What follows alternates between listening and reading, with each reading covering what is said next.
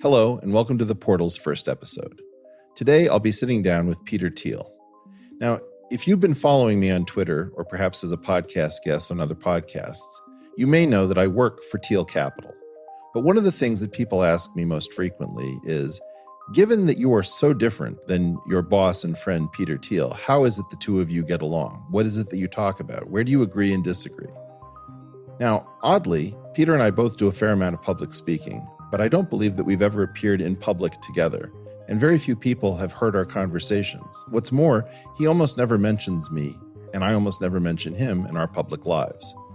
So hopefully, this podcast will give some indication of what a conversation is like with somebody who I find one of the most interesting and influential teachers of our time, somebody who has influenced all sorts of people in Silicon Valley involved with technology and inventing tomorrow, and who is often not seen accurately, in my opinion, by the commentariat and the regular people who opine as pundits on the world of science and technology. I hope you'll find Peter as fascinating as I do. Without further ado, this is the first episode of The Portal. Thanks for joining us.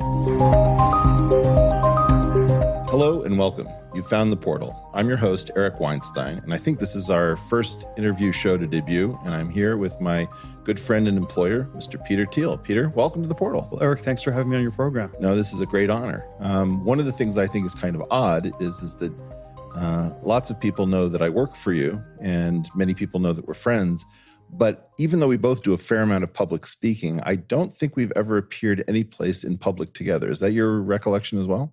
I can't think of a single occasion, so this proves we're not the same person. We're not the same person. You are not my alter ego. But, on that front, I think it is kind of an odd thing for me. I mean, we met each other, I think, when I was in my late 40s. And if you'd ever told me that the person who would be most likely to complete my thoughts accurately would be you, I never would have believed it, never having met you. We have somewhat opposite politics. We have very different life histories.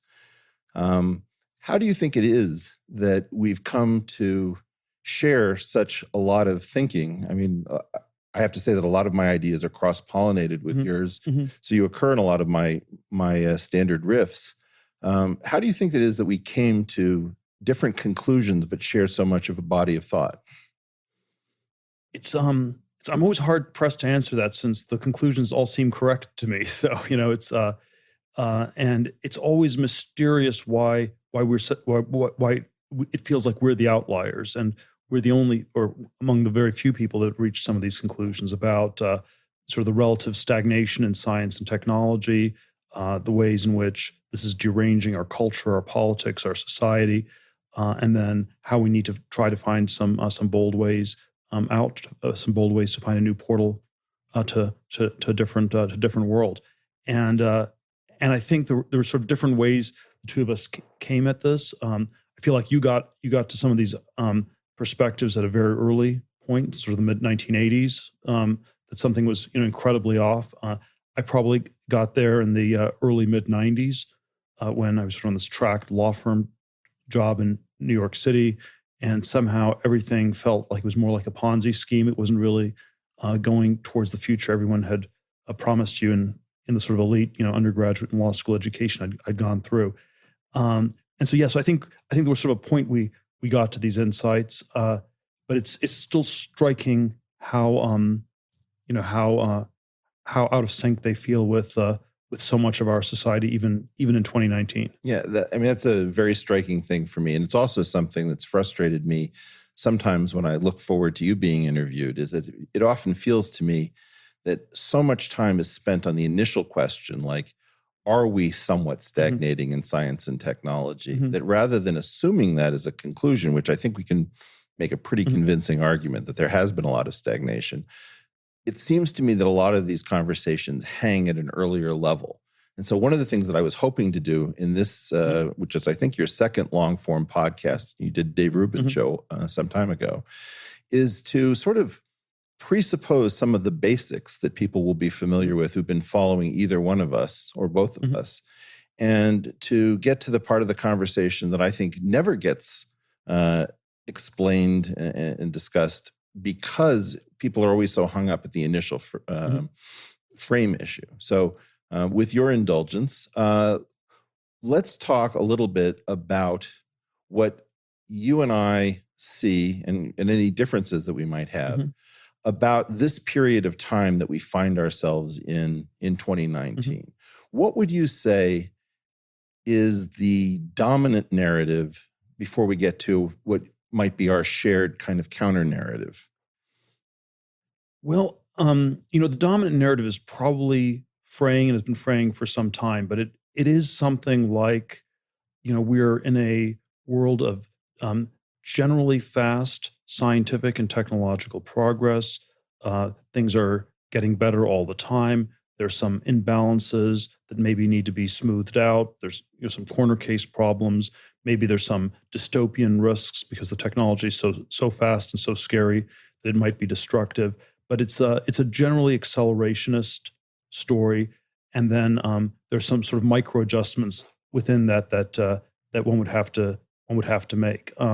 It is there's sort of are all sorts of ways that I think it's fraying. I think 2008 was a big watershed moment, but that's still what's largely been holding together.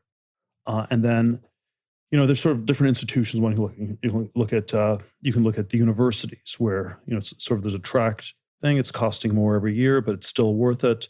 It's still an investment in the future, and uh, and this was probably already questionable in the 1980s, 1990s. College debt in the United States in 2000 was $300 billion. Now it's around 1.6, 1.7 trillion, and so there's a way in which the story was shaky 20 years ago and today is much shakier. It's still sort of holding together somehow. So, in this story, in essence, the great dream is that your children will become educated, they will receive a college education, they will find careers, and then in this bright and dynamic society, they can look forward to a future that is brighter than the future that previous generations look forward to. Yes, I think now again, I think people are hesitant to actually articulate it quite that way because that already sounds not quite true to Well, as you're people. to your point, they've been adding epicycles for some And time now. so it's maybe it's a bright future, but it's really different from the parents, as we can't quite know. And they have all these new devices. They have an iPhone, and they can text really fast on the iPhone. We can't even understand what the younger generation is doing. So maybe it's better on it, but better has sort of an objective scale. Maybe it's just different and unmeasurable, but better in sort of an unmeasurable way. So there's sort of our ways it's gotten modified, but that would still be very powerfully intact narrative. And then that there are sort of straightforward things we can be doing. The system's basically working, and it's basically going to continue to work. And there's sort of a global version of this. There's a U.S. version. There's a upper middle class U.S. version. There are a lot of different variations on this. So it always strikes me that one of the things that you do very well is that you're willing, and you're famously a chess player, you're willing to make certain sacrifices in order to advance a point. And in this case, I think you and I would both agree that there's certain areas that have continued to follow the growth Mhm. story more than the general Mhm. economy, and that you have to kind of give those stories their due before you get to see this new picture. Where do you think the future has been relatively more bright in recent years? Well, again, I sort of date this era of relative stagnation and slowed progress all the way back to the 1970s. So I think it's been close to half a century that we've been in this era of seriously slowed progress. Obviously, a very big exception to this has been the world of bits, computers, internet, mobile internet, software, and so Silicon Valley has somehow been this dramatic exception. And whereas the world of atoms, has been much slower for something like 50 years. And when I was an undergraduate at Stanford in the late 1980s, almost all engineering disciplines, in retrospect, were really bad fields to go into. People already knew at the time you shouldn't go into nuclear engineering. Aeroastro was a bad idea, but chemical engineering, mechanical engineering, all these things were bad fields. Computer science would have been a very good field to go into, and that's been sort of an area where there's been tremendous growth. So that's sort of the signature one that I would cite. There are questions about how healthy it is at this point, even within that field. So So, there's the iPhone is now looking the same as it did 7, 8 years ago. So if that's the iconic invention, not quite so sure. And so there's been sort of definitely a change in the tone, even within Silicon Valley, in the last 5, 6 years on this. But that had been one that was very, very decoupled. The decoupling itself had some odd effects where if you have sort of a narrow cone of progress around this world of bits, then the people who are in those parts of the economy that have more to do with atoms will feel like they're being left behind. And so there was something about the tech narrative that had this very didn't necessarily feel inclusive, didn't feel like everybody was getting ahead. And one of the ways I've described it is that we live in a world where we've been working on the Star Trek computer in Silicon Valley, but we don't have anything else from Star Trek. We don't have the warp drive. We don't have the transporter. We can't, re-engineer matter in sort of this cornucopian world where there's no scarcity.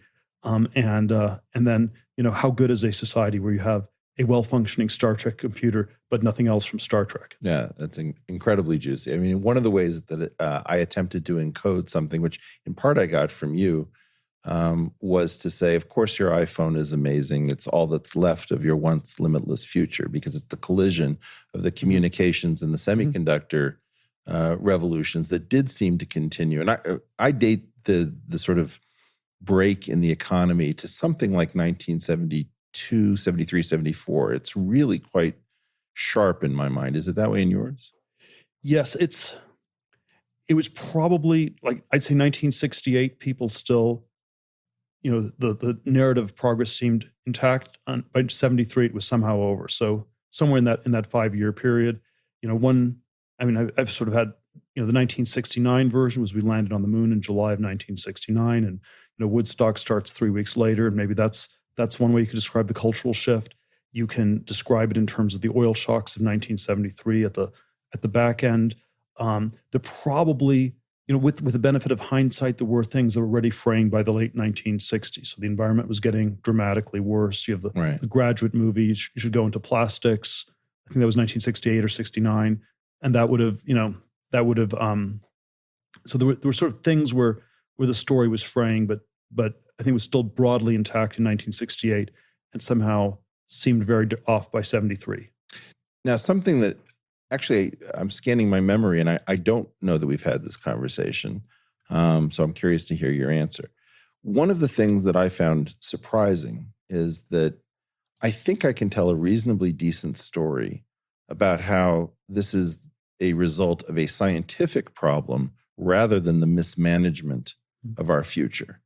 Do you believe that if we assume that there was this early 1970s structural change in the economy, that it was largely a sort of man-made problem, which is what we seemingly implicitly always assume, or might it be a scientific one? And let me give you the one iconic example that really kind of drives it home for me. I think quarks were discovered in 1968. And to find out that the proton and neutron are comprised of up and down quarks is an incredible change in our picture of the world.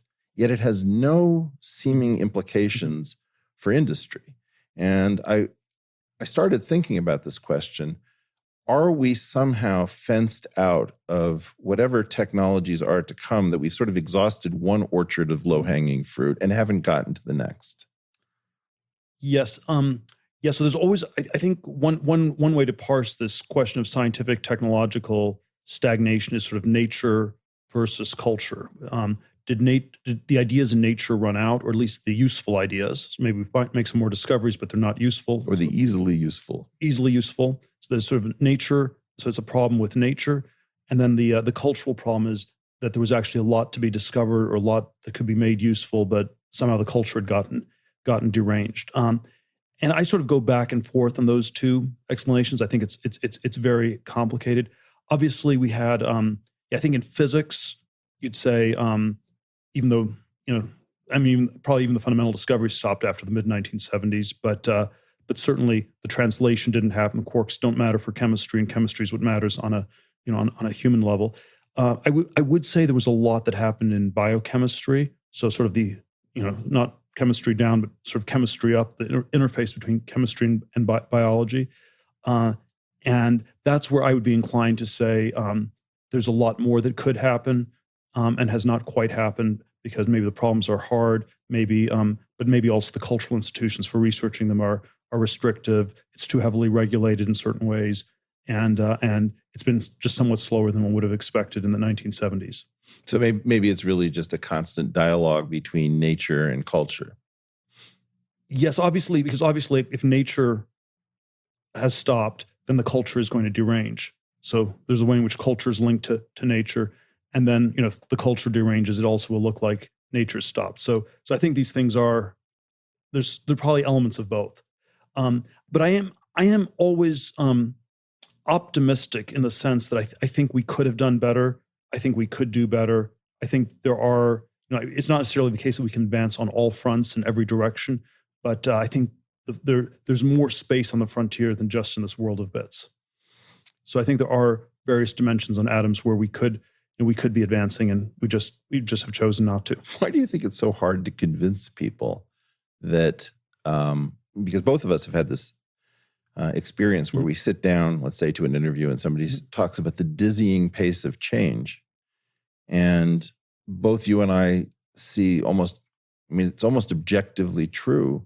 I have this test, which is go into a room and subtract off all of the screens. Yes. How do you know you're not in 1973, but for issues of design? There aren't that many clues. Yes, there are.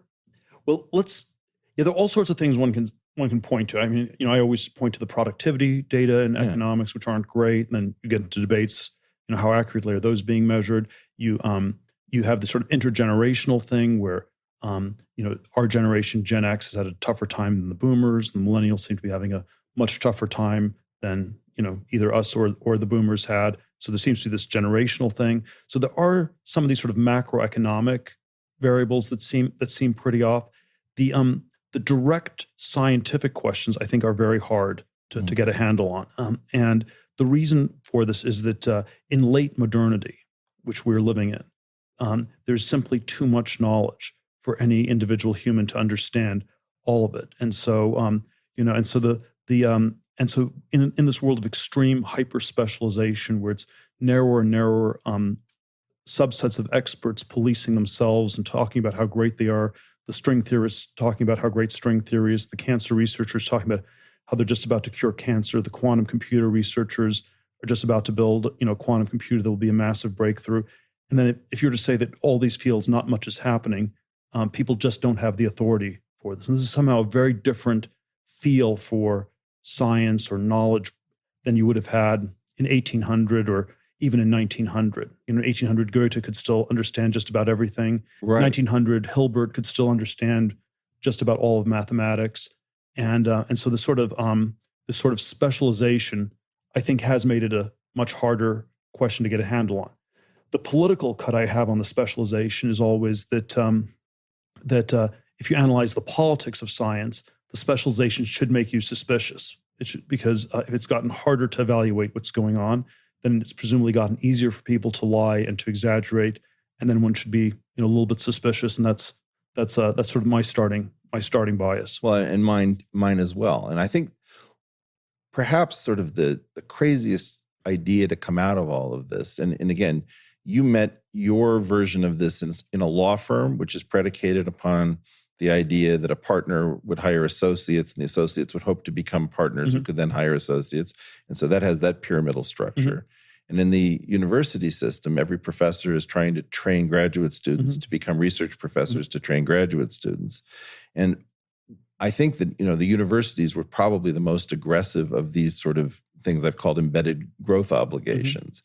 But the implication of this idea that we structured almost everything on an expectation of growth, and then this growth that was expected ran out, it wasn't as high and as stable and as technologically led as before, has a pretty surprising implication, which is, let's not dance around it. It feels like almost universally, all of our institutions are now pathological. Or sociopathic, or whatever you want to call them. Yes.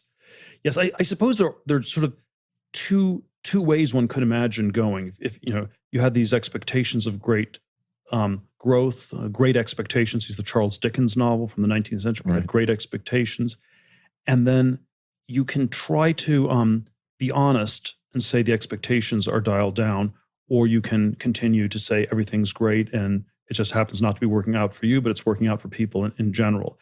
And somehow it's been very hard to have the sort of honest reset, and the incentives have been for the institutions to derange and to lie. So there's probably a way the universities could function if they did not grow. You'd be honest, most people in PhD programs don't become professors.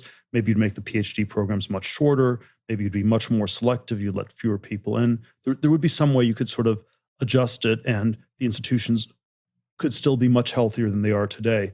But that's not the path that seemingly was taken. And something like this could have been done in a law firm context, where maybe you still let the same percentage of people become partner, but the partners don't make quite as much money as before, or something like that. So there would have been ways one could have gone, but those are generally not the choices that were made.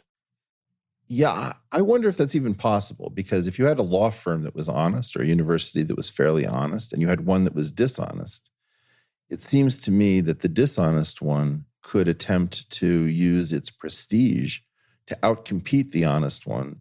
And so that would become a self-extinguishing strategy, unless you somehow had like a truth in advertising program. Yeah, I don't know. I do think the truth, when it breaks through, you're better off having told it than not having. And so it's always as long as everybody was dishonest, it could work. Well, it's mysterious to me how long it worked. We had these crazy bubble economies we had the tech bubble in the 90s, the housing bubble in the 2000s, what I think is a government debt bubble, this last decade. And so if you've had this sort of, up-down bubble, that's sort of harder to see than if things were just flat. So if the growth in 1970, things had just flatlined, and you had 40 years of no growth, that would have been problematic, and you might have noticed that very quickly. Right. But in a sense, simplifying a lot, you could say we had, the 70s were down, the 80s were up, the 90s were up, the 2000s were down. So 2 down, 2 up, net flat. But it didn't feel that way internally. There was a lot of excitement, a lot of stuff happened. And so, and California was like a even more extreme version of this. The last 3 recessions in California were much more severe than in the country as a whole. The recoveries were steeper. And so California's felt incredibly volatile. The volatility gets interpreted as dynamism. And then before you know it, 30 or 40 years have passed.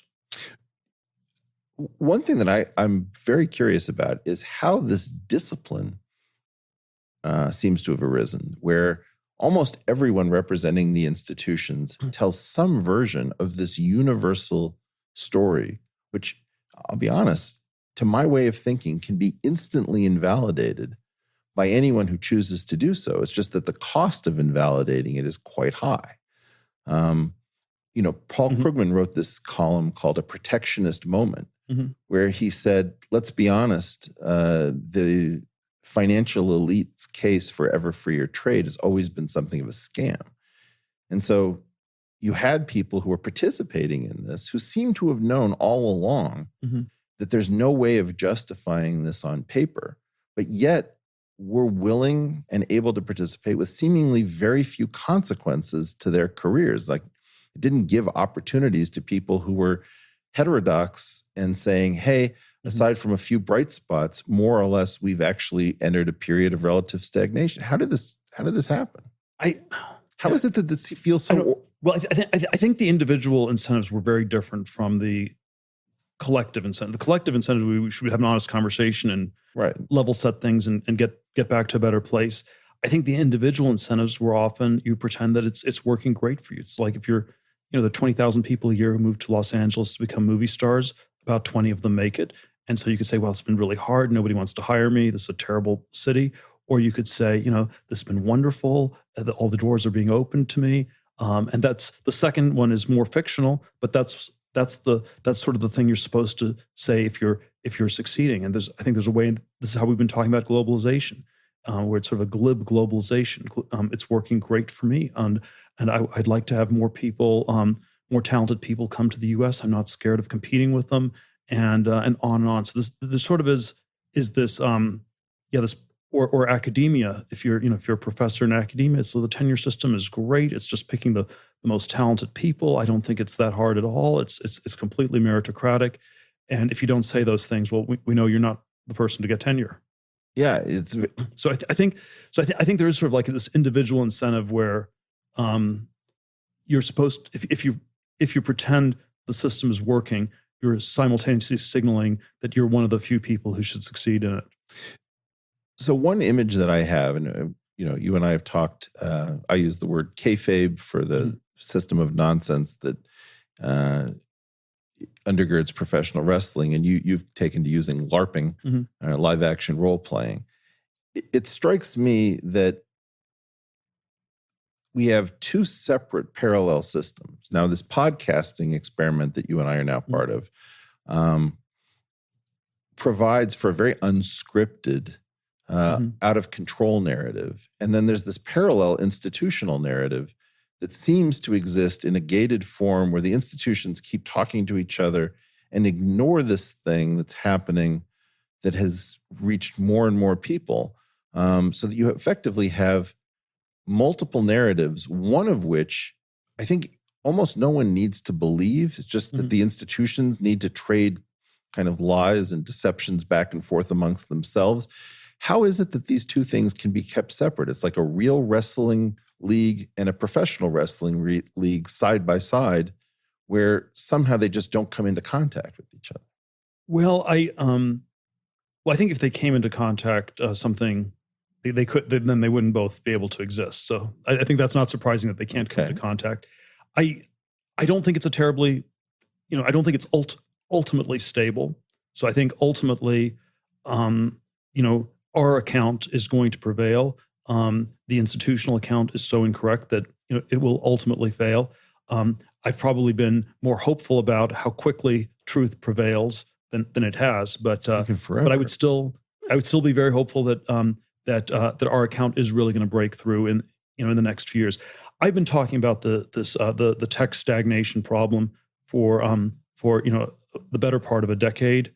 And I think when I was talking about this in 2008, 2009, 2010, this was still, a fringy view. It was very fringy within Silicon Valley. And I think even within Silicon Valley, there's sort of a lot of people who've come around to it, who've partially come around to it. There's a sense that tech has a bad conscience. It feels like it's not delivering the promises. Google had this propaganda about the future, and it's now seen as the self-driving cars are further away than people expected. And so I think there is sort of a sense that things have shifted a lot over the last decade.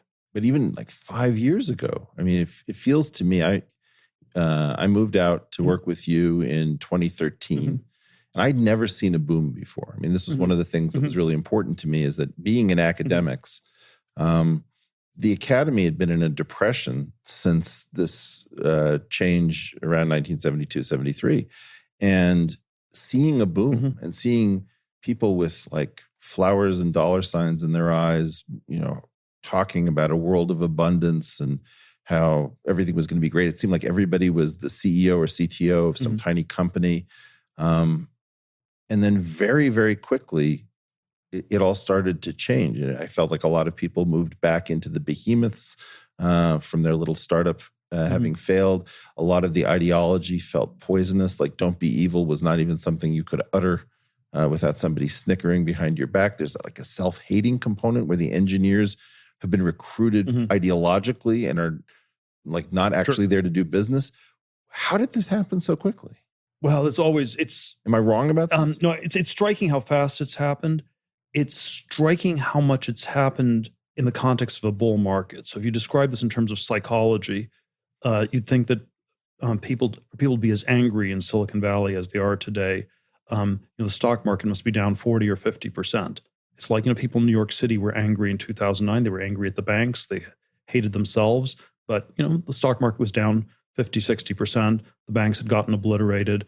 and that sort of makes sense psychologically. And the strange thing is that in terms of the sort of a lot of the macroeconomic indicators, the stock markets, the valuations of the larger companies, it's like way beyond the dot-com peaks of 2000 in all sorts of ways. But the mood is not like late 99, early 2000.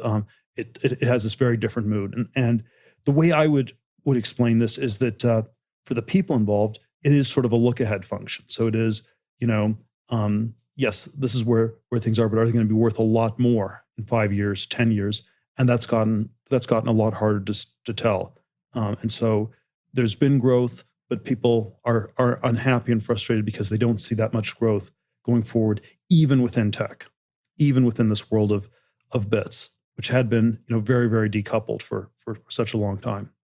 Now, one of the things that's interesting to me is that when we talk like this, a lot of people are going to say, wow, that's a lot of gloom and doom. Mm-hmm. So much is changing. So much is better.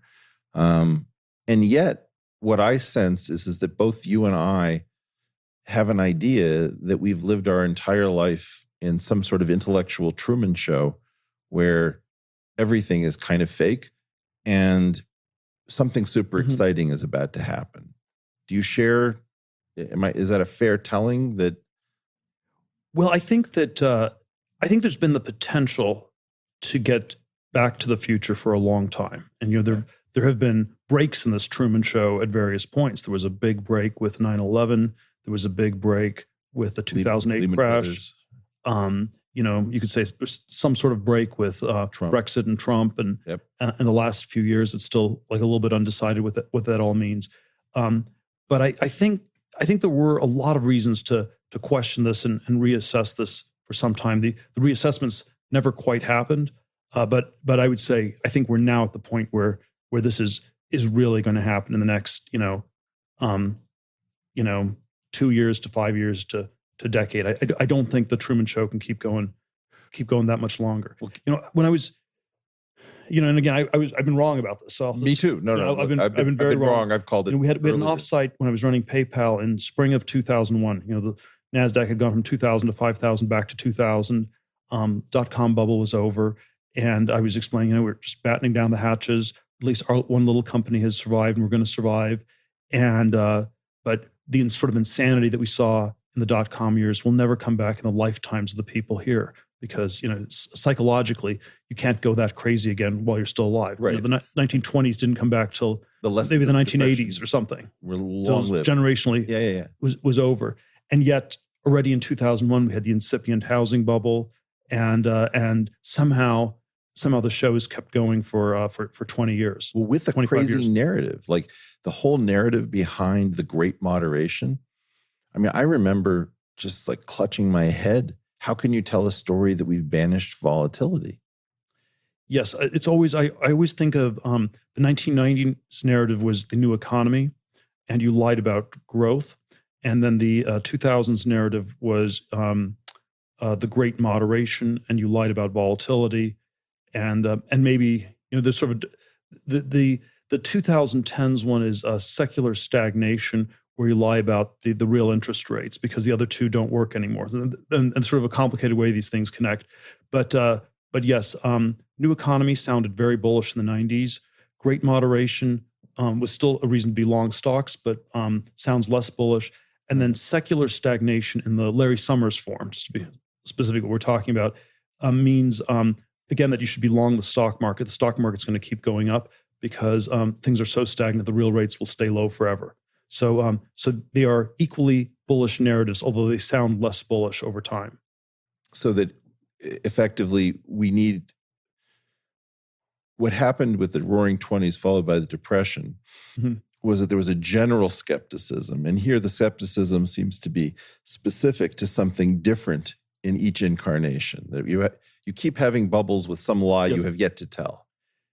Yes, but I think, of course, I think the crazy cut on the 20s and 30s was that we didn't need to have as big of a crash. You could have probably done all sorts of intervention because the 1930s was still a period that was very healthy in terms of background scientific technological innovation. If we just rattle off what was discovered in the 1930s that had real world practical things. It was the aviation industry got off the ground, the talkies and the movies got going. You had the plastics industry. You had the you had secondary oil recovery. You had household appliances got developed, and by 1939 there were 3 times as many people who had cars in the U.S. as in 1929, and so there was this crazy tailwind of scientific and technological progress that then somehow got badly mismanaged financially by whoever you blame the crash on.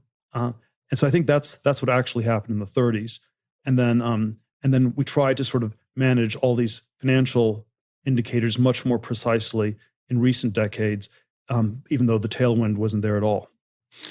So let me focus you on 2 subjects that are important for trying to figure out the economy going forward. I'm very fond of perhaps overclaiming, but making a strong claim for physics, that physics gave us atomic devices and nuclear power and ended World War II definitively. It gave us the semiconductor, the World Wide Web. Theoretical physicists invented molecular biology, the communications revolution. All of these things came out of physics. And you could make the argument that physics has been really underrated as powering the world economy. On the other hand, it's very strange to me that we had the 3-dimensional structure of DNA in 1953. We had the genetic code 10 years later.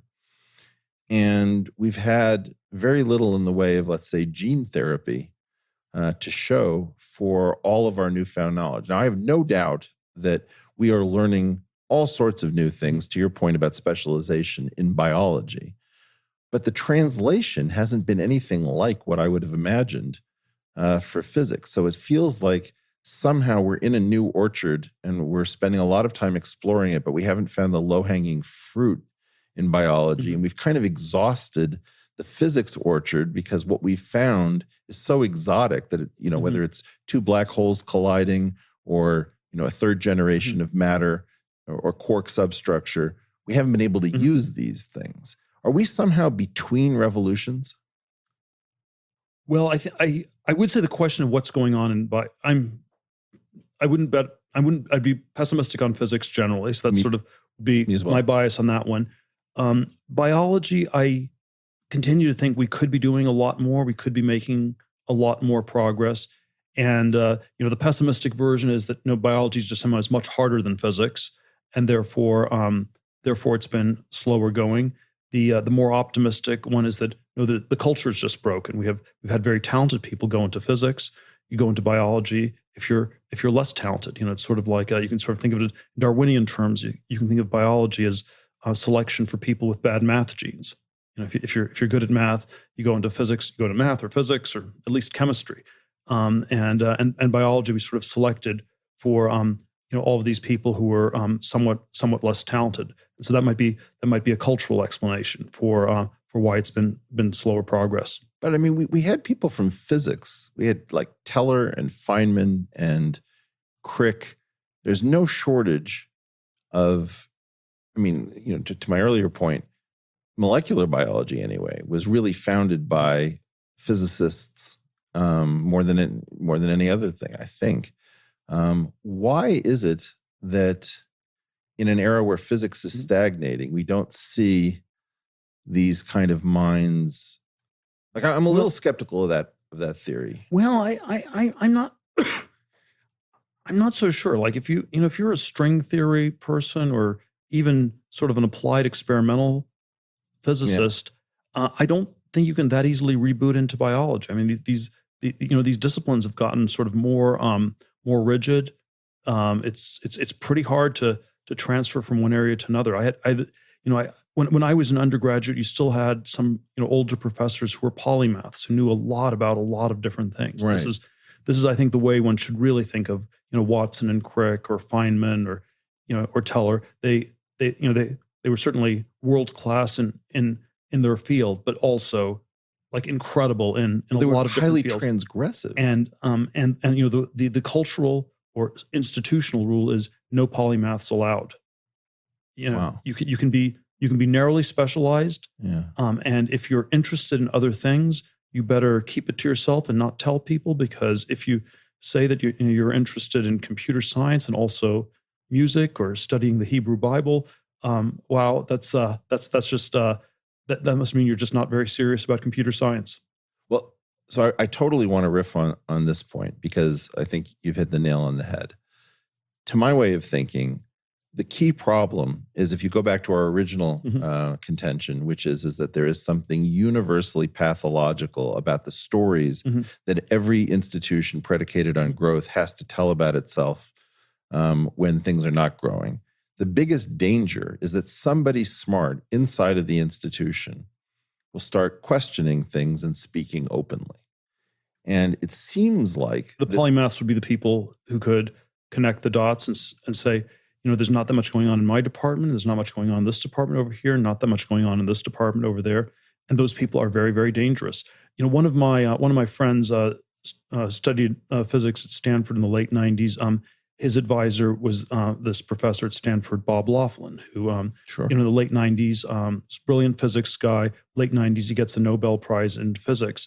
And he suffers from the supreme delusion that now that he has a Nobel Prize, he has total academic freedom and he can do anything he wants to. And he decided to direct it at, there are all these areas you probably shouldn't go into. You probably shouldn't question climate science. There are all these things one should be careful about.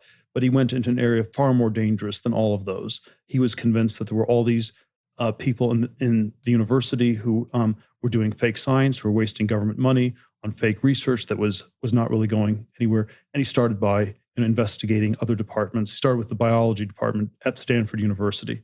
And you can imagine this ended catastrophically for Professor Laughlin. His graduate students couldn't get PhDs. He no longer got funding. Nobel Prize in physics, no protection whatsoever. Yeah, Julian Schwinger fell out of favor with the physics community despite being held in its highest regard and having a Nobel Prize. And he used the epigram in a book where he wanted to redo quantum field theory around something he called source theory. He said, if you can't join them, beat them. And I think it comes as a shock to all of these people that there is no level you can rise to in the field that allows you to question the assumptions of that field. Right. It's like, you're sort of proving yourself, you're getting your PhD, you're getting your tenured position, and then at some point you would think that you've proven yourself and you can talk about the whole and not just the parts. Well, but you're never allowed to talk about more than the parts. Like the person in the university context, or the class of people who are supposed to talk about the whole, right, I would say are university presidents, because they are presiding over the whole of the university, and they should be able to speak to what the nature of the whole is, what sort of progress the whole is making, what is the health of the progress of the whole, and we certainly do not pick university presidents who think critically about these questions at all. Well, I remember discussing with a president of a very highly regarded university. He came to me, he said, can you explain how your friend Peter Thiel thinks? Because I just had a conversation with him and I could not convince him that the universities were doing fantastically, in this university in particular. Like, how does he come to this conclusion? And I said, well, look, Peter doesn't come with a PhD, but let me speak to you in your own language. I started going department by department, talking about the problems of stagnation.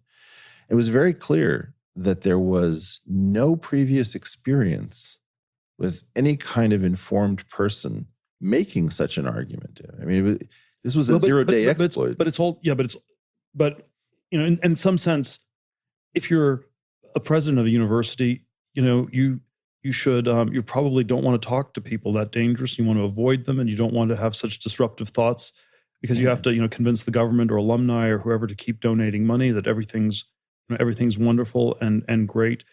I think one has to go back quite a long time to even identify any university presidents in the United States who said things that were distinctive or interesting or powerful. Well, There was Larry Summers at Harvard, a decade and a half ago, and tried to do like the most minuscule critiques imaginable, and got crucified.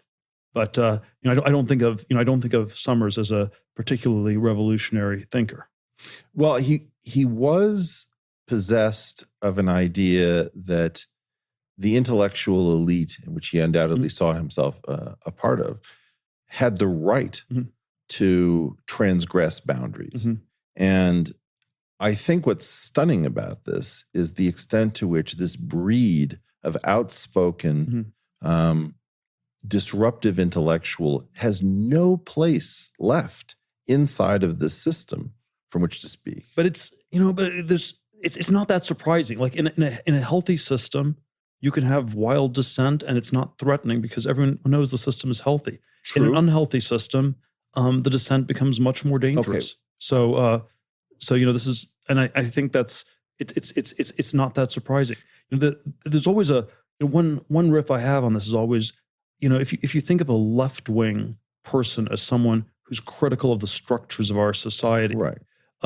There's a sense in which we have almost no left wing professors left. I mean, That's right. In the Like Noam Chomsky is still there as sort of a last remnant of some clade that no longer exists. Left wing in the sense of, let's say, just being critical of the institutions they're a part of. Right. And there may be some that are much older. So if you're maybe in your 80s, we can pretend to ignore you, or it's just what happens to people in their 80s. Sure. And but I don't see younger professors in their, let's say, 40s who are deeply critical of the university structure. I think it's just not, you can't have that. It's like, again, if you come back to something as reductionist as the ever escalating student debt, right? The bigger the debt gets, you can sort of think, what is the 1.6 trillion? What does it pay for? And in a sense, it pays for $1.6 trillion worth of lies about how great the system is. And so the more the debt goes, the crazier the system gets, but also the more you have to tell the lies. And these things sort of go together. No, it's not a stable sequence. At some point, this breaks. Again, I would bet on a decade, not a century. Well, this is the fascinating thing. You, of course, famously started the Thiel Fellowship as a program, which, correct me if I'm wrong on this, 2005 is when student debt became non-dischargeable, even in bankruptcy. The Bush 43 bankruptcy revision. Right. Now, that is... And so if you don't pay off your student loans, when you're 65, the government will garnish your Social Security wages to pay off your student debt. Right. This is amazing that this exists in a modern society. And of course, well, so let me ask, am I right that you were attacking what was necessary to keep the college mythology going, and you were frightened that college might be enervating some of our sort of most dynamic minds? Were you responding? Well, I think there's sort of a lot of different critiques one can have of the universities. I think the debt one is a very simple one. It's always dangerous to be burdened with too much debt. It sort of does limit your freedom of action, and it seems especially pernicious to do this super early in your career. And so if out of the gate you owe $100,000 and it's never clear you can get out of that hole, that's going to either demotivate you, or it's going to push you into maybe slightly higher paying, very uncreative professions of the sort that are probably less good at moving our whole society forwards. And so I think I think the whole thing is extraordinarily pernicious. So, and it was one of these things where when I started talking about this back in 2010, 2000 it was already like it was controversial, but it was not it was like younger people all agreed with me. The younger people did. And it's a decade later. It's a lot crazier. It hasn't, we haven't yet completely won, but I think there are sort of more and more people who agree with us. I think at this point, the Gen X parents of college students tend to agree, whereas I would say the baby boomer parents, 15 years ago would not have agreed. The 2008 crisis was a big watershed in this too, where you could say the tracking debt, roughly made sense as long as all the tracked careers worked. And 2008 really blew up, consulting, banking, sort of a number of the more tracked professions got blown up. And so that was kind of a watershed. Now, something this is incredibly dangerous, but also therefore quite interesting. If you imagine that the baby boomers have, in some sense, in order to keep the structure of the university going, have loaded it up with administrators, have hiked the tuition much faster than even medical inflation, let alone general inflation. This becomes a crushing debt problem for people who are entering the system. I saw a recent article that said that the company that I think it's called Seeking Arrangements, which introduces older men and women with money to younger men and women with a need for money for some sort of ambiguous, hybridized dating, companionship, financial transfer. And the claim was that lots of students were using this supposed sugar daddying and sugar mommy, I don't know what the terminology is, in order to alleviate their debt burden. It's almost as if the baby boomers, in so creating a system, are subjecting their own children to things that are pushing them towards a gray area a few clicks before you get to honest prostitution. No, I don't want to impute too much intentionality. How this happened. I think it's somewhat emergent. A lot of these, it was mostly emergent. Mostly these things people, that we had sort of somewhat cancerous. We don't distinguish real growth from cancerous growth, and then once the cancer sort of metastasizes at a certain size, you sort of somehow try to keep the whole thing going, and it doesn't make that much sense. But yes, I think one of the reasons, one of the challenges, and on our side, let's be a little bit more self-critical here on this, is that the question we always are confronted with: well, what is the alternative? How do you actually do something? And it is, it's not obvious what the individual alternatives are. On an individual level, if you get into a elite university, it probably still makes sense to go. It probably doesn't make sense to go to number 100 or something like this. Yeah, I think that's right. But so there is sort of a way it can still work individually, even if it does not work, for our country as a whole. And so there are sort of all these challenges in coming up with alternate tracks. Like I think in software, there's some degree to which people can be hired if they're just good at coding, and it's not quite as critical that they have a computer science degree. Can one do this in other careers, other fields? I would tend to think one could. It's been slow to happen. Well, so you and I have been excited about a great number of things that have been taking place outside of the institutional system. But one of the things that I continue to be mystified by is that we are somewhat politically divided, where you are well known as a conservative, and I really come from a fairly radical, progressive streak. So we have this common view of a lot of the problems, but sometimes we come to very different ideas about how those problems should be solved. Do you want to maybe just try riffing, figuring out, assume that we somehow found ourselves in a position of some degree of power with an ability to direct a little bit more than we have currently. What would you do to create the preconditions?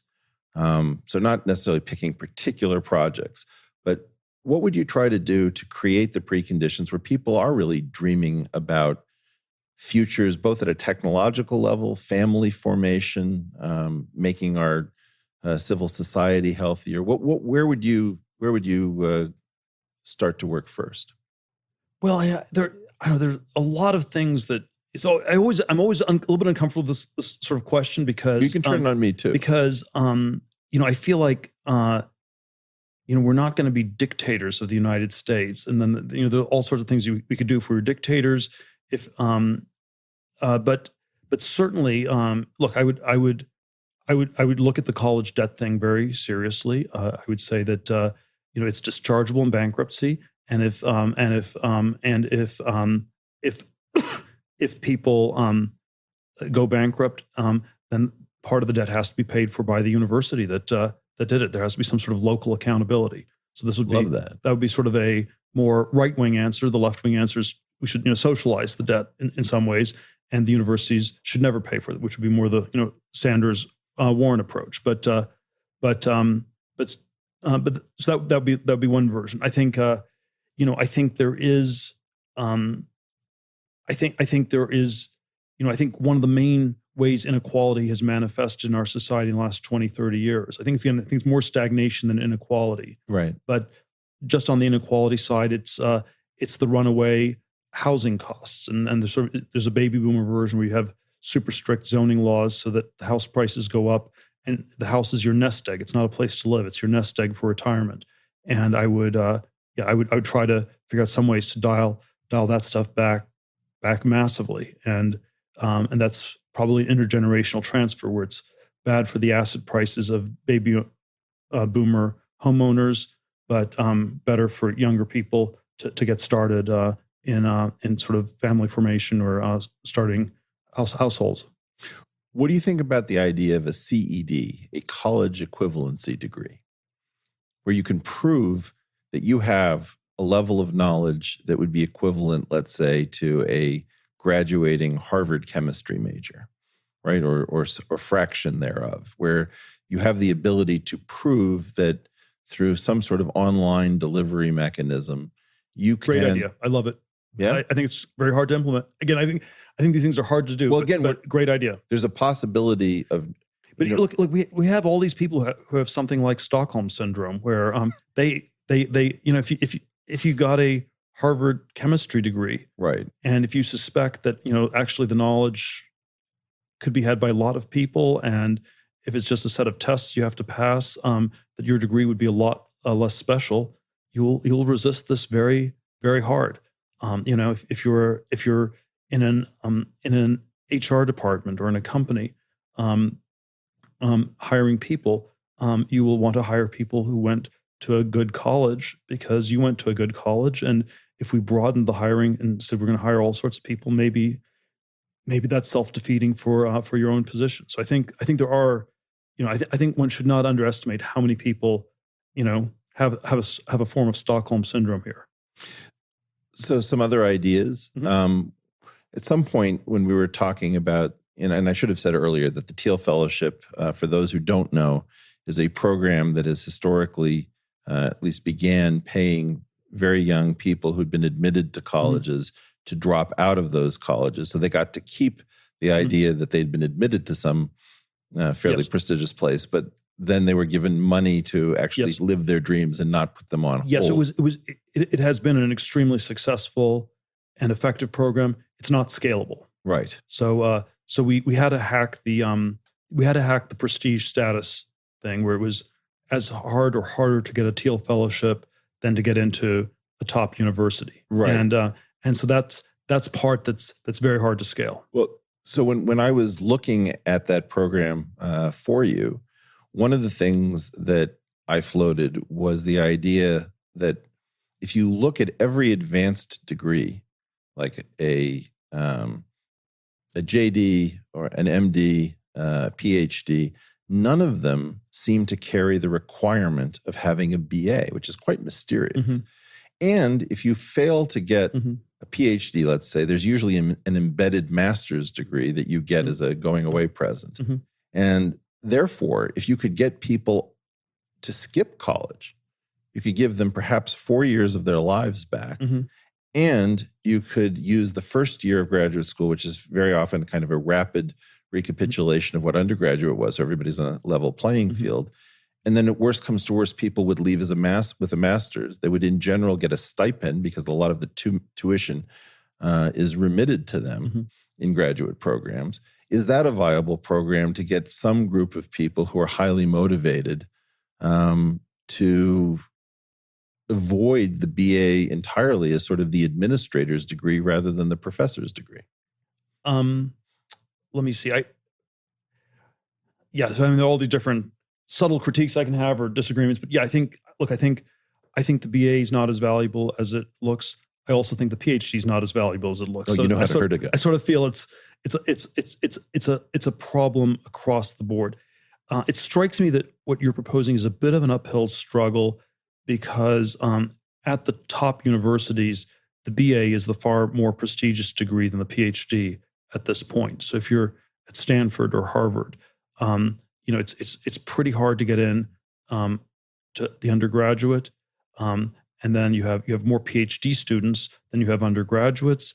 There are all these people who are on a very questionable track. They've made questionable choices. It's not clear, and so if you sort of they probably are going to have some sort of psychological breakdown in their future. The dating prospects aren't good. There are all these things that are a little bit off. So yeah, in theory, if you had a super tightly controlled PhD program, right, that might work. But you have to at least make those two changes.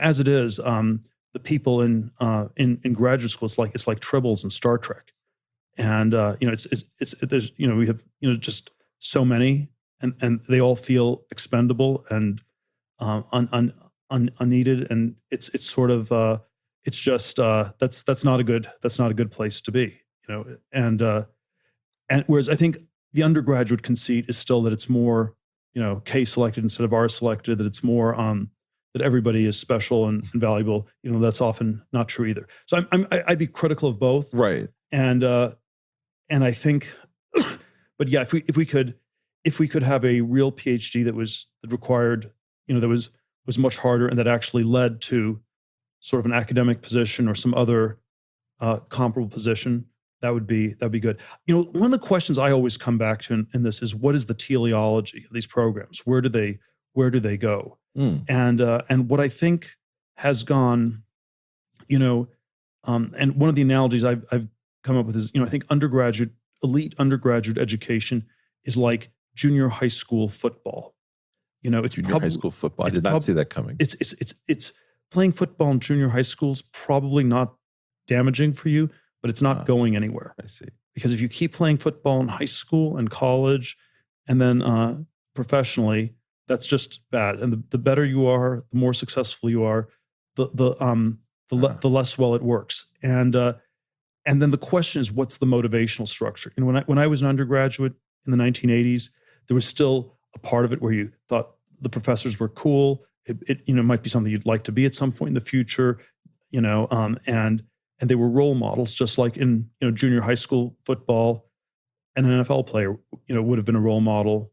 But now it just looks like brain damage in both sides. And now we think it's you're just doing lots of brain damage, and it's a track that doesn't work, and therefore the teleology sort of is broken down. So undergraduate, part of the teleology was that it was preparing you for graduate school, and that part doesn't work, and that's what's gotten deranged. And then graduate school, well, it's preparing you to be a postdoc, and then, well, that's the postdoc apocalypse, or whatever you want to call it, postdocalypse. Postdocalypse? You heard it here, folks. Postdocalypse. And so, but just at every step, I think the teleology of the system is in really bad shape. It's of course, this is true of all these institutions with fake growth that are sociopathic or pathological. But the universities, it's striking as very bad. And I think this was already true in important ways, back in the 80s, early 90s, when I was going through the system. Okay. And when I think back on it, I think I was most intensely motivated academically in high school because the teleology was really clear. You were trying to get into a good college. And then by the time I was at Stanford, it was a little bit less clear. By the time I was at law school, really unclear where that was going. And I was, by the time I was, 25, I was far less motivated than at age 18. So, and I think these dynamics are just, more extreme than ever today.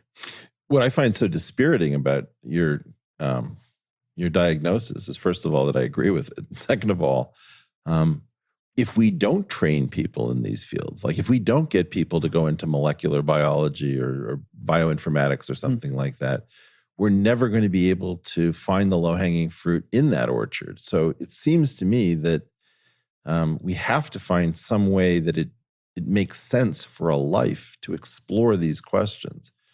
One of the things that I don't understand, and I don't know if you have any insight. Go ahead. No, go ahead. Keep going. Well, I was going to say is that it feels to me that almost all of our institutions are carbon copies of each other at different levels of quality, and that there are only a tiny number of actually innovative institutions. It used to be that, Reed College was sex, drugs, and Goethe, and you had, St. John's with the great books curriculum that didn't look like anything else, or Deep Springs, and the University of Chicago was crazy about young people.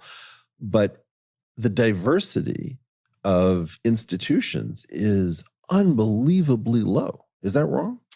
I think that's fair, but I would say, yeah, the bigger problem with a lot of these fields is, I think we have to keep training people. I think we need to keep training people in physics, or even these fields that seem completely dead. I'm not, That's super important. But I think the question we have to always ask is, how many people should we be training? And my intuition is you want the gates to be very tight. One of my friends is a professor in the Stanford economics department, and the way he describes it to me is they have about 30 graduate students starting PhDs in economics at Stanford every year.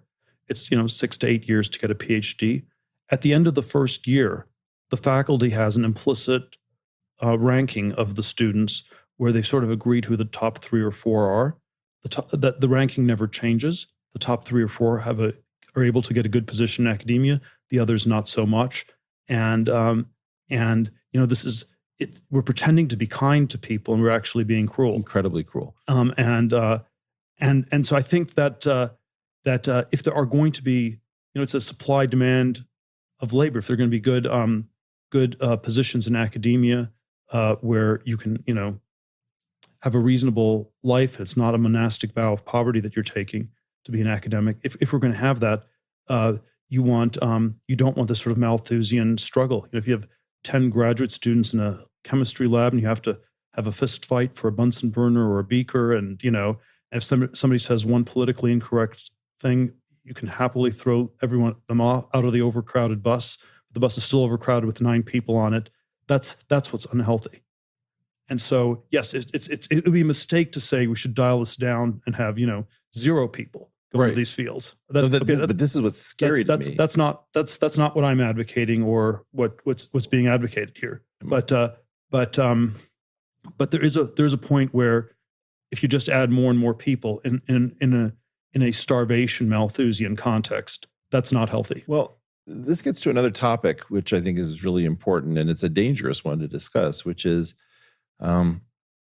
it seems to me that power laws, those distributions with very thick tails, where you have a small number of outliers that often dominate all other activity, are ubiquitous, and that particularly with respect to talent, whether we like them or not, they seem to be present where a small number of people do a fantastic amount of all of the innovation. What do we do if power laws are common to make people more comfortable with the fact that there is a kind of endowment inequality that seems to be part of species makeup? I mean, I don't even think it's just limited to humans. Well, I'm not convinced these sort of power laws are equally true in all fields of activity. So I think there are, when the United States was a frontier country in the 19th century, right? And most people were farmers, and presumably some people were better farmers than others. But everyone started with 140 acres of land, and there was this wide open frontier.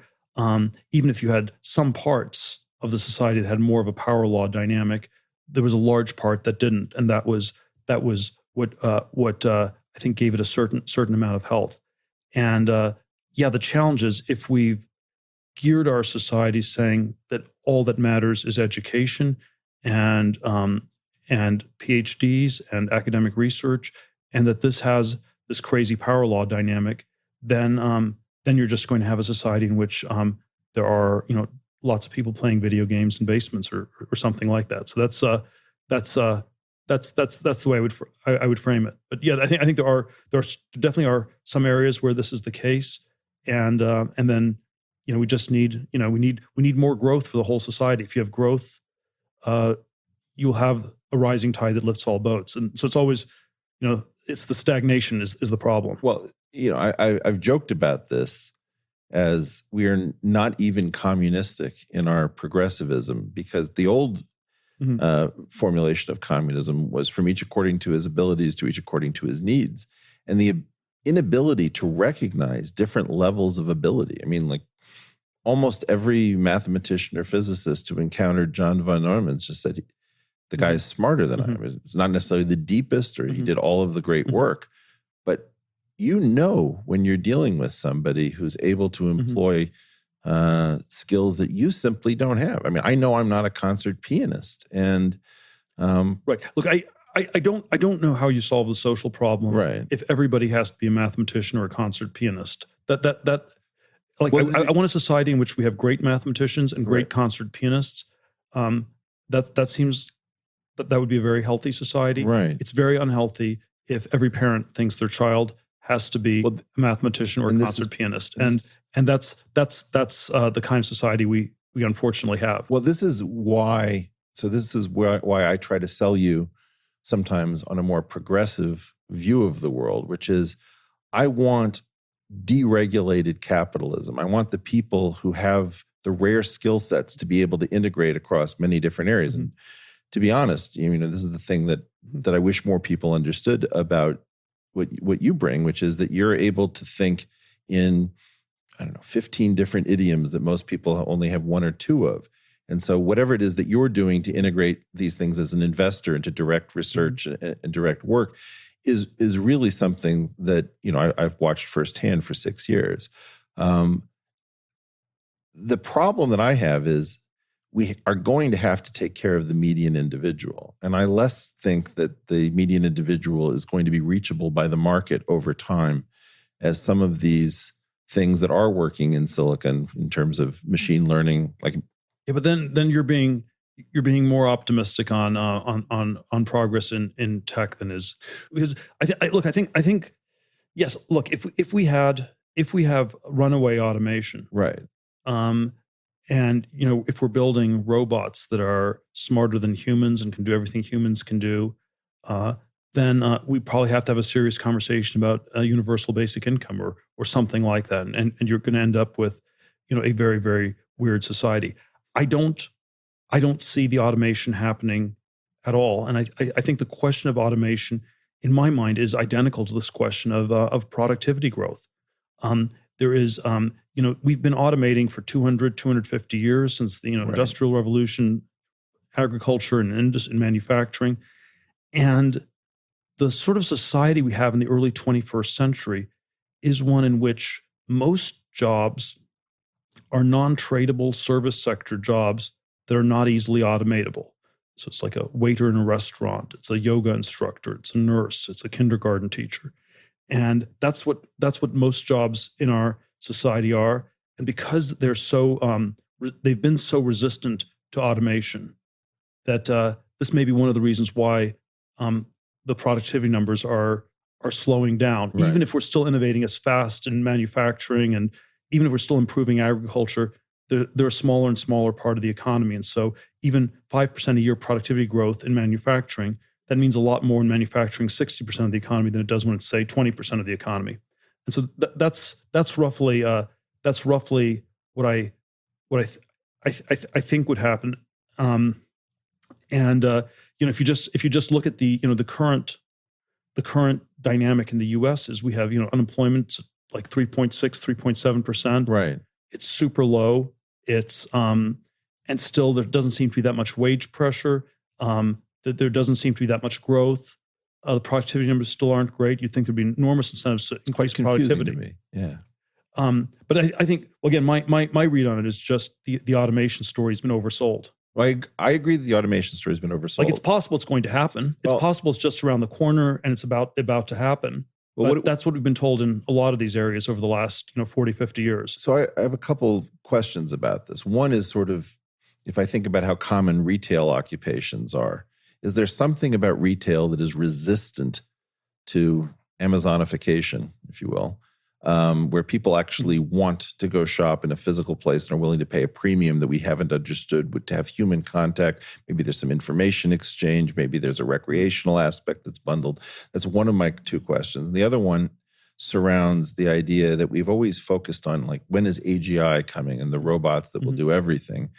And part of the lesson for me about machine learning is how many things humans were doing that don't require anything like artificial general intelligence. Just some specialized neural net seems to be good enough to do the job. So those would be two questions in my mind as to how. Yes, but I think all these things, you have to concretize. Right. And yes, I think retail is a sector that's under, quite a bit of pressure and is going to stay under quite a bit of pressure.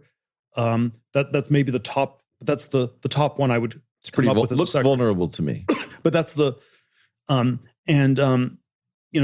that's like Amazon is the most threatening of the big tech companies, and that it's threatening a lot of other companies elsewhere in the industry and disrupting them and making things more efficient, but probably with a lot of sheer forces at work in that process. So I agree that that's a candidate for automation or productivity improvements or things like that. I'm still not convinced that it's in the aggregate shifting things that much. And then we can go through all sorts of individual job descriptions where people used to have secretaries because typing was a skill, and with a word processor you don't quite need this. You can do short emails. You don't quite need a secretary. People still have executive assistants that sort of somehow do slightly different set of responsibilities, but it's not clear we have fewer executive assistants than we used to have secretaries.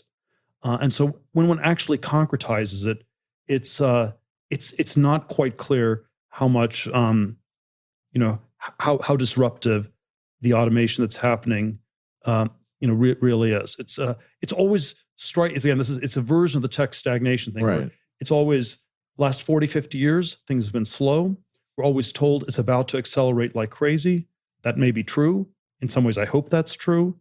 But if one was simply extrapolating from the last 40 to 50 years, perhaps the default is that we should be more worried about the lack of automation than excess automation. Well, that's really interesting. And so, yeah, if and again, I think if we had this sort of runaway automation, I mean, you could get to like 3-4% GDP growth, and at 3 to 4% GDP growth, we can solve these problems socially. You would be willing to have, this thing that I've been talking to Andrew Yang about has been the idea of hypercapitalism, which is a deregulated hypercapitalism where you can do more experimenting, more playing, coupled to some kind of hypersocialism where you recognize that the median individual might not be able in the future to easily defend a position needed for family formation. Well, let me rephrase this a little bit. You're not going to get a conversion experience on your first podcast here, Eric. You're going to make me wait for the next? Maybe a little longer than that too. But I would say if we can get the GDP growth back to 3% a year on a sustainable basis, without fudging, without lying about productivity numbers, et cetera, then there will be a lot more room for various social programs. I wouldn't want them to be misdirected in all sorts of ways, but there would be a lot of things that we could do. Now, I should say, I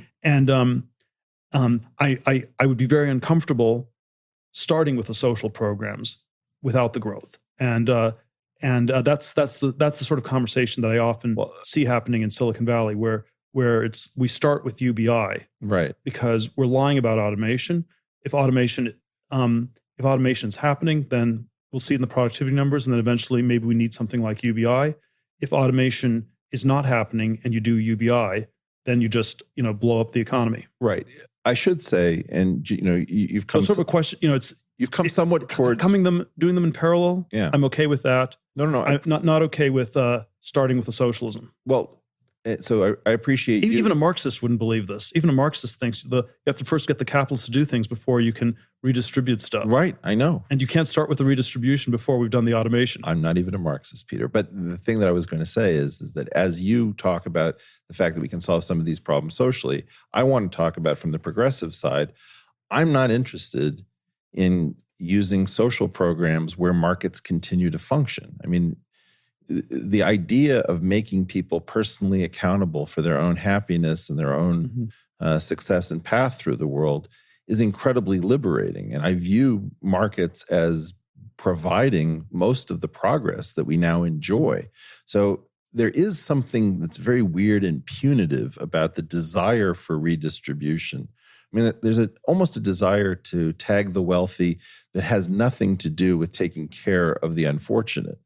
And what I really am talking about here is how do we get a conversation between left and right, which isn't cryptic, which isn't, And of course, I have a much more cynical view of this, where I think the redistribution rhetoric, it's mainly not even targeted at the wealthy. Oh, it's targeted at the lower middle class, at the deplorables, or whatever you want to call them. And it's a way to tell them that they will never get ahead, nothing will happen in their life. And that's actually why, a lot of people who are lower middle class or middle class are viscerally quite strongly opposed to welfare, because it's always an insult to them. It's always heard as an insult.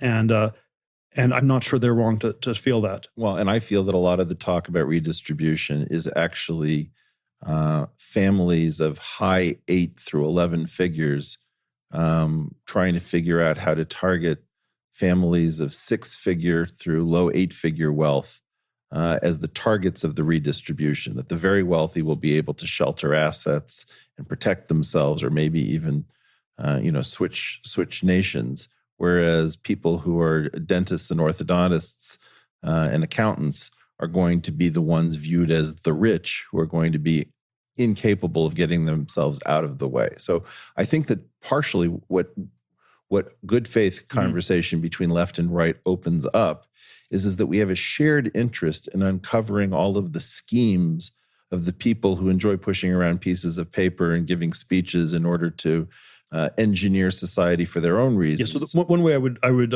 restate what you just said, sure, would be that redistribution from the powerful to the powerless, from the rich to the poor, is like from the powerful to the powerless. And so you're using power to go after those with power. And that's almost oxymoronic. It's almost self-contradictory. And so there may be some way to do that. I think most of the time you end up with some fake redistribution, some sort of complicated shell game of one sort or another. Right. And the very, and I know the causation of this stuff is much, much trickier, but if we look at societies that are, somehow further to the left on some scale, right. The inequality, you have to go really far to the left before, and maybe just destroy the whole society before you really start solving, the inequality problem. California, when I first moved here as a kid in 1977, would have been sort of a centrist state in the U.S. politically, and was broadly middle class. Today, California is the second most democratic state. It's a D+30 state. It's super unequal. And at least on a correlated basis, not causation, but at least on a correlated basis, the further to the left it's gone, the more unequal it's become. And there is something pretty weird about that. There is.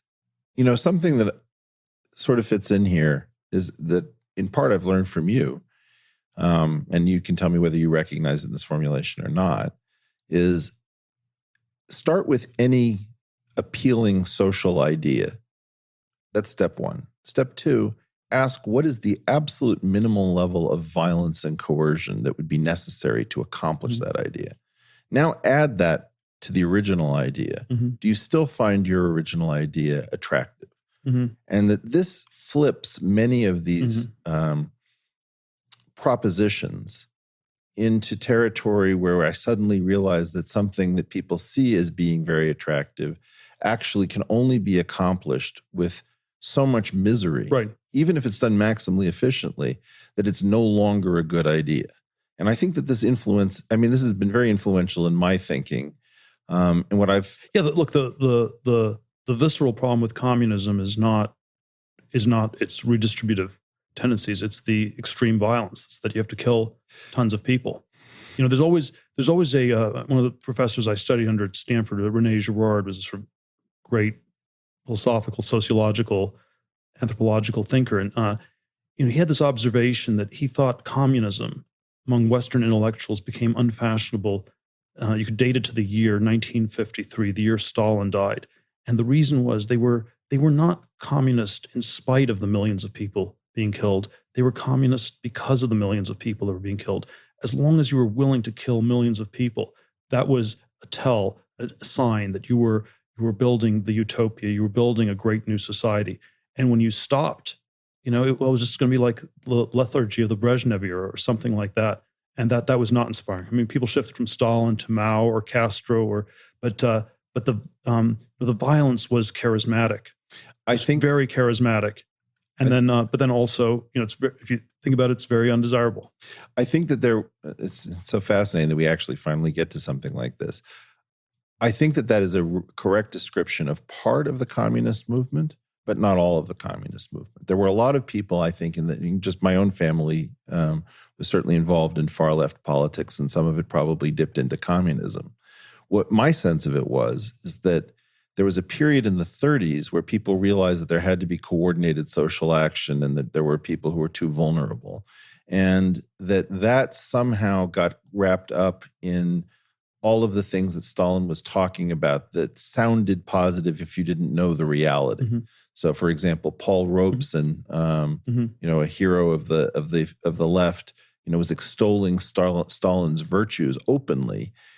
My guess is that he didn't fully understand what had happened, that he had gotten involved in an earlier era, and that as things became known and progressed, there was a point at which many people suddenly opened their eyes and said, I've been making excuses for the Soviet Union because at least it had the hope. I mean, there were American blacks, for example, who moved to Moscow because of the hope that it was going to be a racially more equal society.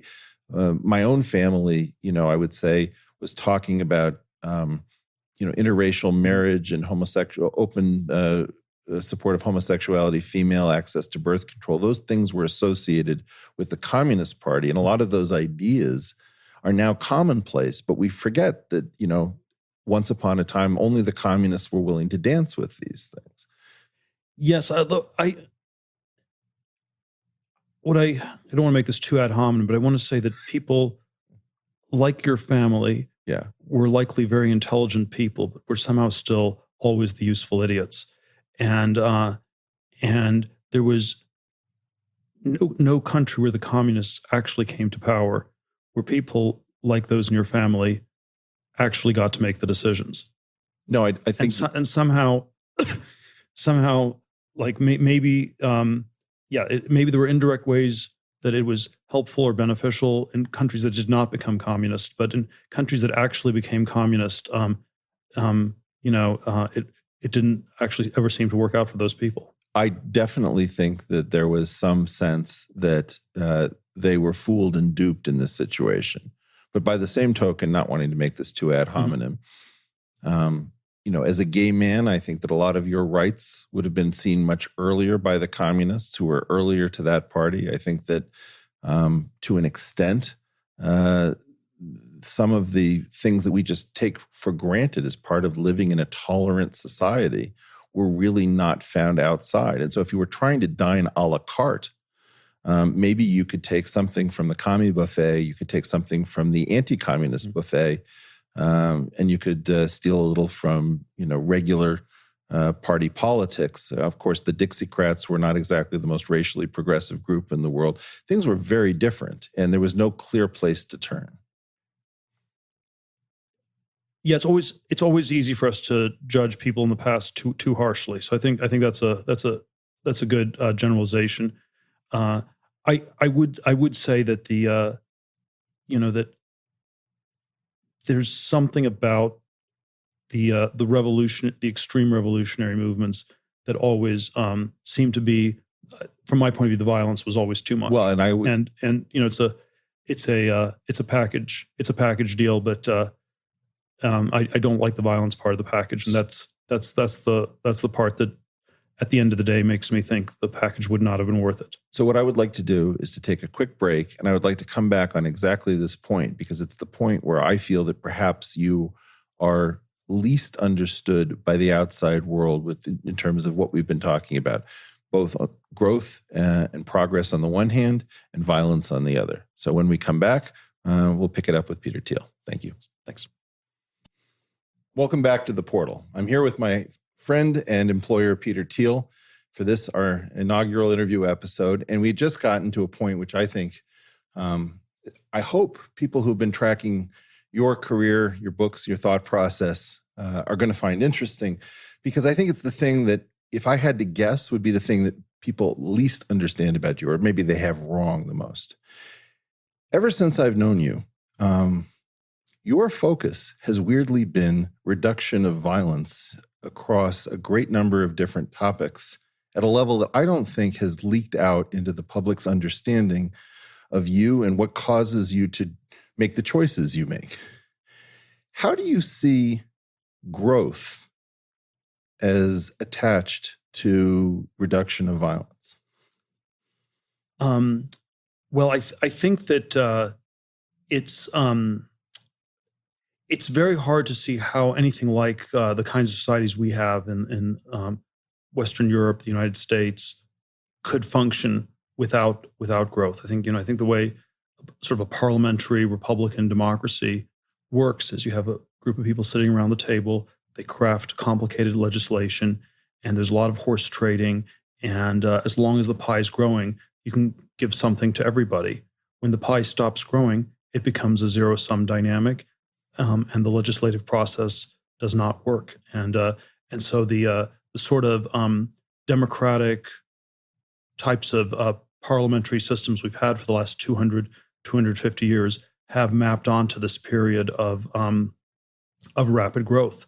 We had sort of a very bad experiment in the 1930s where the growth stopped, at least sort of in the economic sense, and the systems became fascist or communist.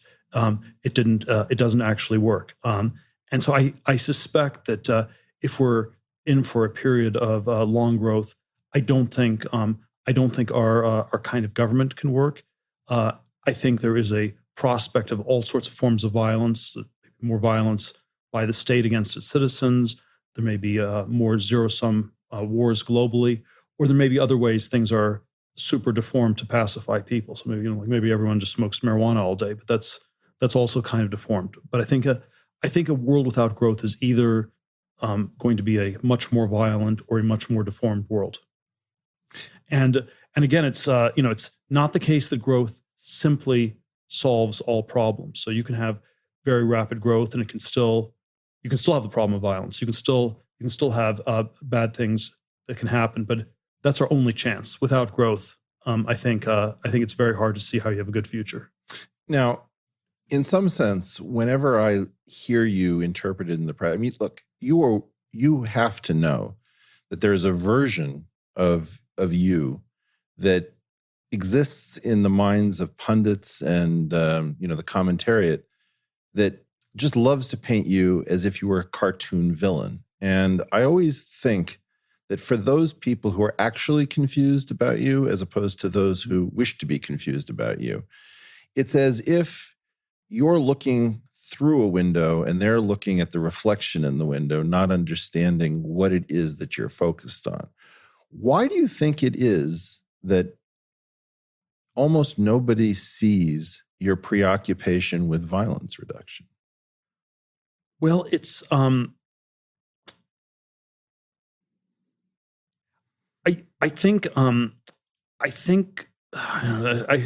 it's hard for me to come with a good answer to these sort of sociological questions. I think that I think people generally don't think of the problem of violence as quite as central as I think it is. I think it's a very deep problem, on a human level.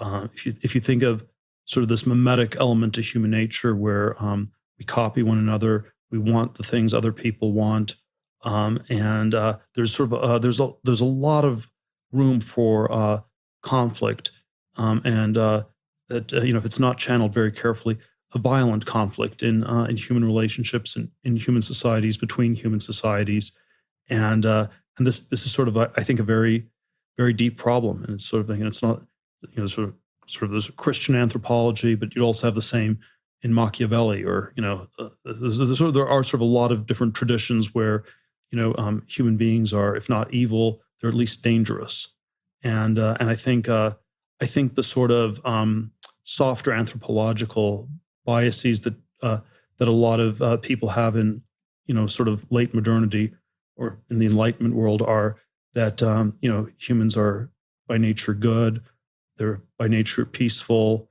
and that's not the norm. So there's that might be sort of a general bias people have, is that people can't be this violent. It's not this deep a problem. It's a problem other people have. There's some bad people who are violent, but it's not a general problem. One of the things that I think has been fascinating to me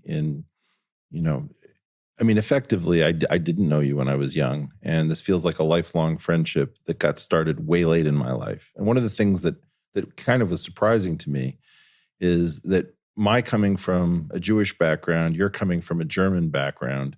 I think both of us were sensitized by the horrors of World War II, which, obviously the problem for the Jews is very clear.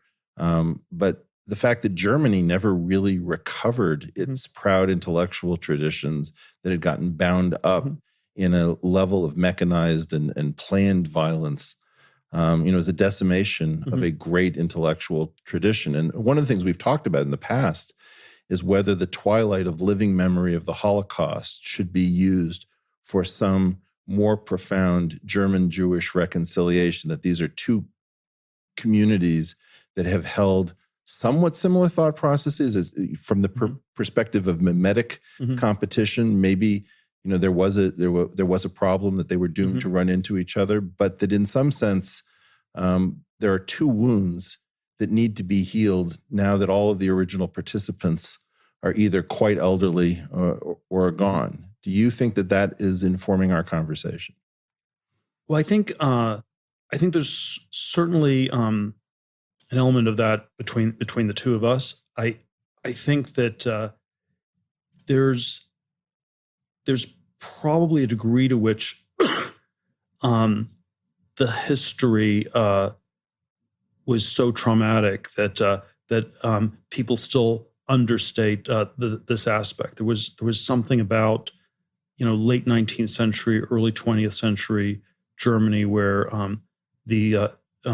Judaism was better integrated into the society than in many other places, and there was something very synergistic, very very generative about that, and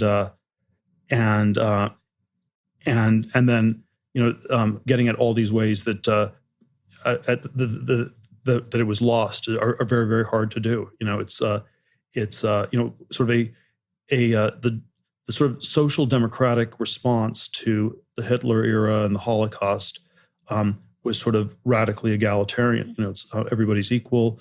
You shouldn't kill people. Everybody's equally valuable. And yet, in some ways, what was Hitler killed the best people. And so there's a way in which the social democratic response to what happened doesn't even come up to the terrible thing that happened. And so in an egalitarian society, well, we don't have quite as many people. We're all equal. Nothing's really changed. But maybe you have no Jewish people left in Germany, and there's a lot less dynamism in the society as a result. And that's something that people still can't say in Germany, because that's is that right? You feel like it's like if I say it, people won't they won't contradict it or anything. But it's of course it's sort of profoundly uncomfortable. So I think there is a sense that there's sort of all these strange ways that Germany is still under the shadow of Hitler. Even the ways that people are trying to exorcise Hitler, in some ways have deformed the society where you can't go back to the things that worked incredibly well in pre-World War I Germany. There was probably a lot that was unhealthy and wrong with it too. But yeah, there's a sense that something something very big has been lost. And there's, there probably are a Jewish version of this that one could articulate as well. But yeah, I think there's something about the synergy that's very powerful and that's quite missing. So, from my side of the fence, I was just listening on NPR to a description of Fiddler on the Roof being put on by Joel Grey in Yiddish. And the sound of, Jewish Middle High German, there's something about it that is shocking in today's era. And so there's been a Jewish loss. I felt this a couple of times. I avoided, to be honest, going to Germany because I didn't want to run into old people and wonder where they had been. But eventually, at Soros' invitation, found myself at a conference in Berlin. And when I checked into the hotel, I heard my last name pronounced in, impeccable German. And it was both a horrible feeling and a wonderful feeling, like somehow weirdly something was home. Or I went to a restaurant near Checkpoint Charlie with my wife, and I was missing a fork. And the person spoke no English. And I remembered from some old story of my father, and I asked for a guppel, which I guess is the Yiddish for fork, and it was close enough, and somebody brought me a fork. And by uttering a word that gobble, okay, it's German, yes. By going through that exercise, I found that when this fork was brought to me, I realized that there was some part of my experience, in fact, that was missing. That this uncomfortable relationship, which, my grandfather, when we went through Israel driving north to south, was singing lieder. I mean, German was the language of the culture. It was the language of the intellectual, and that never left him. And so I think that weirdly, this is the first time, because I think it'll be too late if we wait for 20 more years, because there will be no one to remember it. But that there is some opportunity to recognize a dual wound. Yeah, no, I think the challenge on the Germany side is that it's sort of I had somewhat of a idiosyncratic background here, where I was born in Germany, but we emigrated when I was about a year old, and we spoke German at home and lived in Africa, in Namibia, where I went to a German-speaking school. But it was very different, I think, from the general post-World War II German experience, and so there are all these things that I can see from the outside looking into Germany that I think are, it's still like I still have a connection to it, and there's sort of all these ways that, visited it as a child many times, and there's something that I connect with, and then it's obviously like super different, and the sort of the contrast of Germany and California I always like to give is that California is optimistic but desperate, and Germany is pessimistic but comfortable. But from a Californian perspective, the incredibly deep pessimism is really, really striking, and even on that one dimension, I think Jewish culture is super different. Well, and I feel like Jewish culture is in part starting to attenuate, that we don't feel. This is crazy talk, but we never thought that there was anything positive about anti-Semitism, and obviously it's not a positive thing, but there were positive externalities in that it allowed us to push ourselves very, very hard, because we always knew that we weren't going to get a fair shake, and that at any moment you might need to flee to some place that was less dangerous. And I feel that as we become comfortable, we've lost some of the dynamism, which is a hard thing to admit, but I do think that is in part true, just as I see, and I see this in Germany. Germany's intellectual contribution was so profound that nothing post-World War II seems to suggest the same nation. And I think that loss is a profound loss, not to Germany, but to the entire world. Yes, it's and of course one of the challenges is, we can sort of describe these things, we can speculate on, some of the causal things, it's I think it's somehow we don't want to go back. We can't go back. Can't and don't want to. I agree. And so there is a history, and I think something's been lost in both Germany and in Jewish culture, and how one reconstitutes this is even if we could convince people of the causes and the losses, what you actually do about it is super hard to say, and that's sort of always the strange dynamic in this. Something I'd be open to us working on at some future point if we can find the time. But let me switch gears slightly and come back a little bit to the violence point. But one of the things that I think has become kind of interesting in our relationship is that a certain class of theories that are not popular in the general population are traded back and forth between us, partially around the idea of how do we restart growth, how do we avoid violence. And I wanted to sort of alert people who are interested in the portal concept to this idea of orphaned or unpopular theories that are traded among a few, but maybe not among the many. So if we could go through a few of these. One of them has to do with how you and I both were much more, I think we believe that Trump was much more likely to get elected than the general population did. And this has to do with the theory of preference falsification, that people will broadly lie about what their true preferences are. So they'll keep one set of public preferences, but a hidden set of private preferences. And then in our culture, it gets revealed every 4 years, where you kind of have a Schrodinger's cat experiment. You find out where the country actually is. Yes, I felt this was a dynamic that was going on in all these strange ways in 2016. There was a dinner I had in San Francisco about a week before the election with a group of center-right people. One of them was very prominent angel investor in Silicon Valley. And he said, I'm voting for Trump in a week, but because I'm in Silicon Valley, I have to lie. And so he was unusually honest about lying. And the way I lie is that I tell people I'm voting for Gary Johnson. So he couldn't say that he was going to vote for Hillary Clinton. Right. Like the facial muscles wouldn't work or something would go wrong.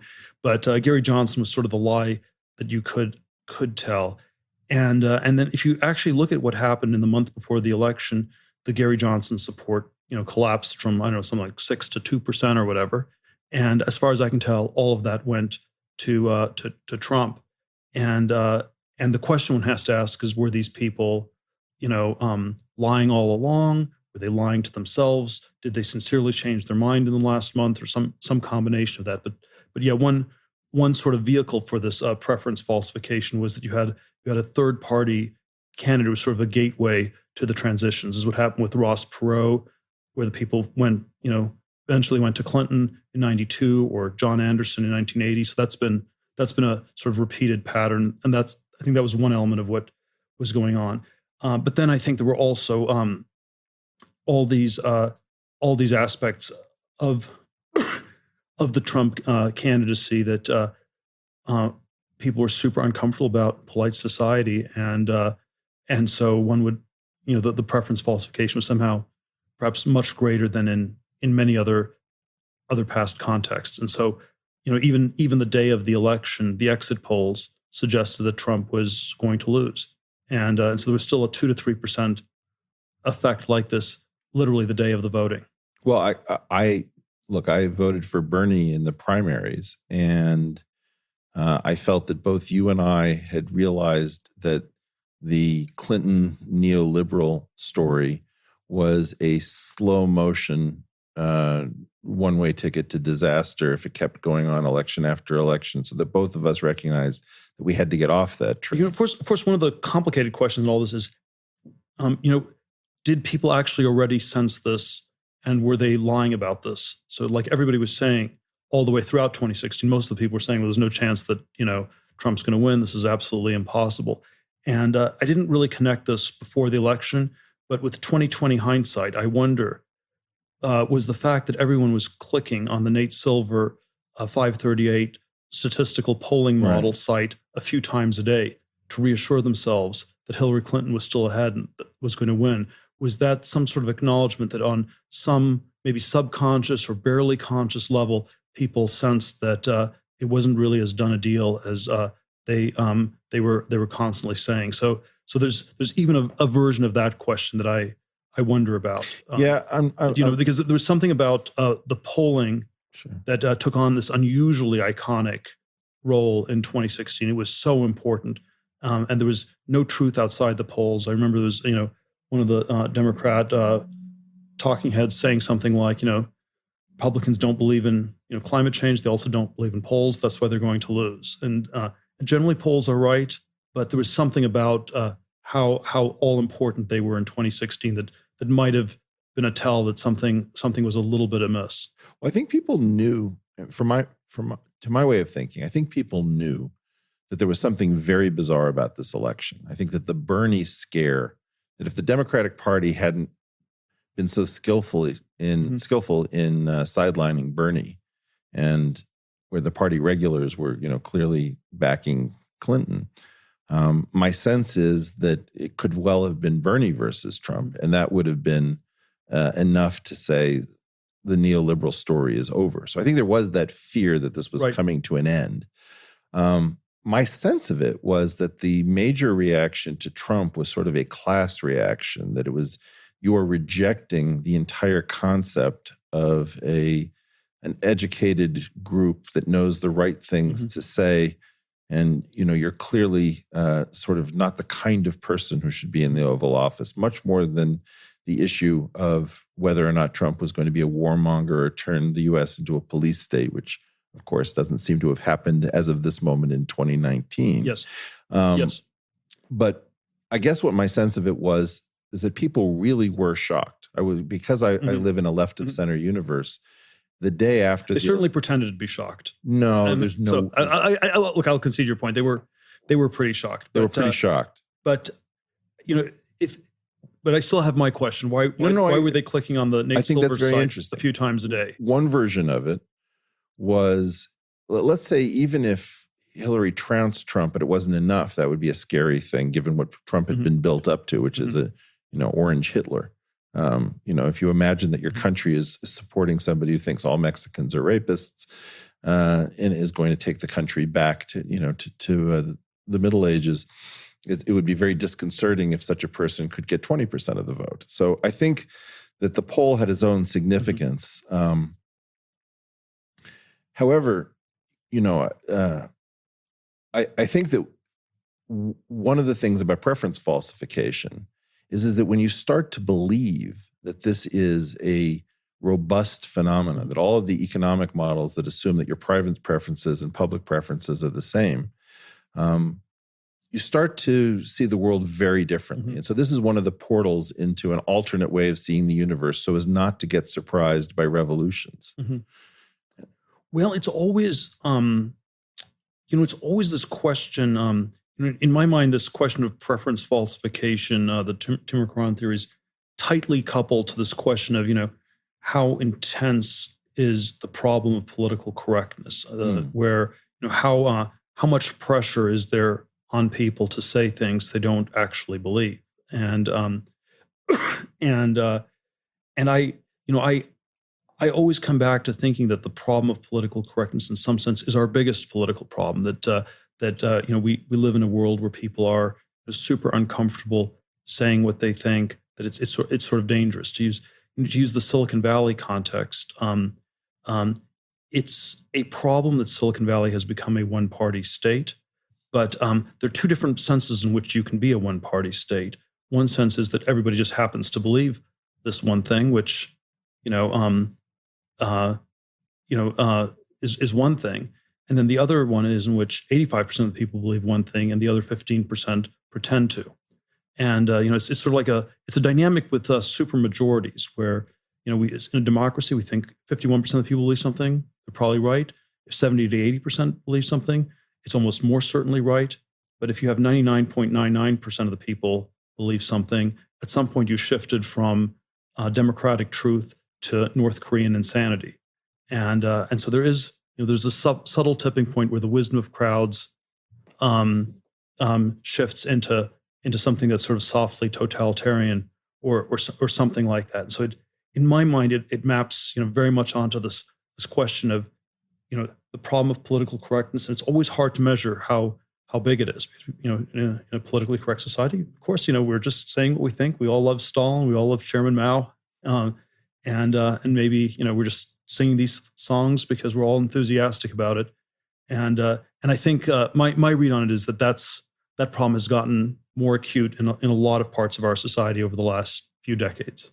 Yeah, I think that's gotten, well, as you know, I started this whole intellectual dark web concept in part to create kind of a broad-based and bipartisan coalition of people who are willing to speak out in public and take some risk, speaking for a large number of people. I would never have understood how many people feel terrified to speak out if I hadn't done that, because people come up to me all the time and say, thank you for saying what I can't say at work. And then when I ask them, well, what is it that you can't say at work? It's absolutely shocking. Completely commonplace things that are not at all dangerous, not scary or frightening. One of the things I believe, and I don't know whether you're gonna agree with this, is that you start to understand that a lot of the people who are enforcing the political correctness suspect that they are covering up dangerous truths. So, for example, if you believe that IQ equals intelligence, which I do not, I mean, let's just be honest about it, you're going to fear anything that shows a variation in IQ between groups. If you don't believe IQ equals intelligence, if you believe that intelligence is a much richer story and that no group is that far out of the running, you're not terribly frightened of the data because you have lots of different ways of understanding what's happening. And also you generally find that the truth is the best way of lifting people out of their situation. So I secretly suspect, to be blunt about it, and this is kind of horrible, that a lot of Silicon Valley is extremely bigoted and misogynistic, and it can't actually make eye contact with the fact that it secretly thinks women aren't as good programmers, where I happen to think, Fisherian equivalence suggests that males and females, one protein apart, SRY protein, are not likely to be, they might have different forms of intelligence and different forms of cognitive strengths. But if you don't actually worry too much about an intellectual difference, you'd be willing to have an intellectual conversation that was quite open about it. So maybe I can turn that around as a... let me see. There's sort of a lot of different things I want to react to there. I suspect that it's a distraction of sorts. I think on a very superficial layer, we want to have debates. We want to have debates in a lot of areas, a lot of hard questions, and there are questions in science and technology and philosophy and religion. There are all these questions that I think it would be healthy to debate. And there's a way in which political debates are sort of a low form of these questions. And there's one sense in which I think of these political questions as less important or less elevated than some of these others. But there's also a sense in which these questions about politics are ones that everyone can have access to. And so if you can't even have a debate about politics, you can't say, I like the man with the strange orange hairdo, or I like the mean grandmother. If you can't even say that, then we've sort of frozen out discussion on a lot of other areas, and that's always one of the reasons I think that political correctness starts with correctness about politics, and when you aren't allowed to talk about that area, you've implicitly frozen out a lot of others that are maybe more important, and we're certainly not going to have a debate about string theory if we can't even have a common sense debate about politics or something like that. I'm very sympathetic to the sort of distraction theory that a lot of these sort of that what's going on in our society is like a psychosocial hypnotic magic trick where we're being distracted from something very important, and political correctness, identity politics, maybe American exceptionalism, sort of these various ideological systems are distracting us from things. The thing I keep thinking is the main thing it's distracting us from is the stagnation, and is that that there are these problems that we don't want to talk about in our society. It's possible it's also a way to distract us from bad thoughts that we have about people of the sort you said. But the one I would go back to first is just that it's distracting us from dealing with problems. The reason we have a newspeak, the sort of Orwellian newspeak in politics with these zombie politicians, and Hillary Clinton or Jeb Bush or whoever it might be, is that we're not supposed to talk about the real issues. And maybe they have a bad conscience and they think they're bad people, but it's just, I think the primary thing is just too dangerous to talk about what's actually going on. They don't know what to do about it, and better not talk about that. Yeah, I think there's another take on it, which, if I'm honest about it, probably originates from my side of the aisle, which is that I have a sense that if you believe that productivity and growth is over, you don't want to emphasize issues of merit because you don't really think that the merit's going to translate. And so therefore, all you can focus on, like, a board of a company is just a bunch of slots at a trough. And so you have to make sure that every group has its slots at the trough, right? Because it doesn't actually matter. The board isn't doing anything to begin with. And so it's only a question of receiving the wealth that is already there. And so I worry that is, I guess where I break with a lot of progressives is that I believe that most progress comes from progress, which is technologically led and informationally led, that the more we know and the more we can do, the more we can take care of people. Yeah, so I mean, again, this is always maybe naive hope on my part, or something like this. But I always think that when we can't talk about things, that we can't solve them, and that this is exactly. And so that maybe these are the calculations you make, and this is the way we pat people on the head, even though they're never going to get ahead, or something like that. But it's never going to work.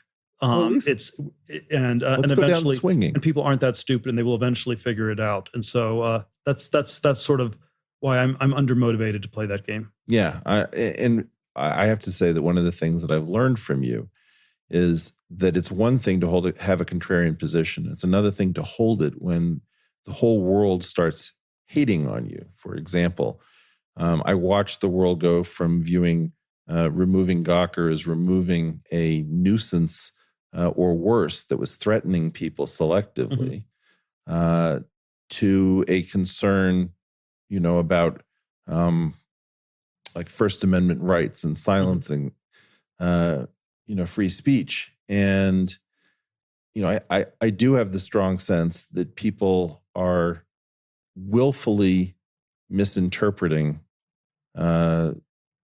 these actions that are necessary to sort of self-correct in our society and are not being terribly honest. There's a lot of bad faith acting in our system at the moment.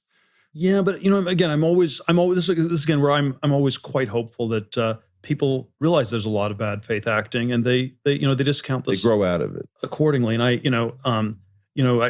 don't know how many of the people who disagree with me on the support for Trump, will be more open to it in 5 years or 10 years, and we'll see. On the Gawker matter, I'm going to win that one, and I think that I think people understand that when it gets criticized by people in the media who have themselves are up against super challenged business models where they have to act in sociopathic ways to get clicks by their readers, that this is just the game they have to play. And I think people there's more of an understanding of this than you think, well, and therefore it's not quite what it looks. Well, but there's also a way in which in both of these cases there's the I think I was extremely disturbed by Gawker a decade and a half ago, because I think it was a really powerful thing at the time where it worked because people didn't understand how it worked. It was this hate factory, this scapegoating machine, but people didn't see it as such. And because of that, it was super powerful. Once you see how it works, once you understand it, it is less powerful. So, even had I not succeeded in the litigation against Gawker, I think it would be a weaker version of that today, because there are, of course, equally nasty things on the internet, but they're not as powerful because or as well organized. People can sort of there's more transparency into the People bad get it now. motives, and people get it.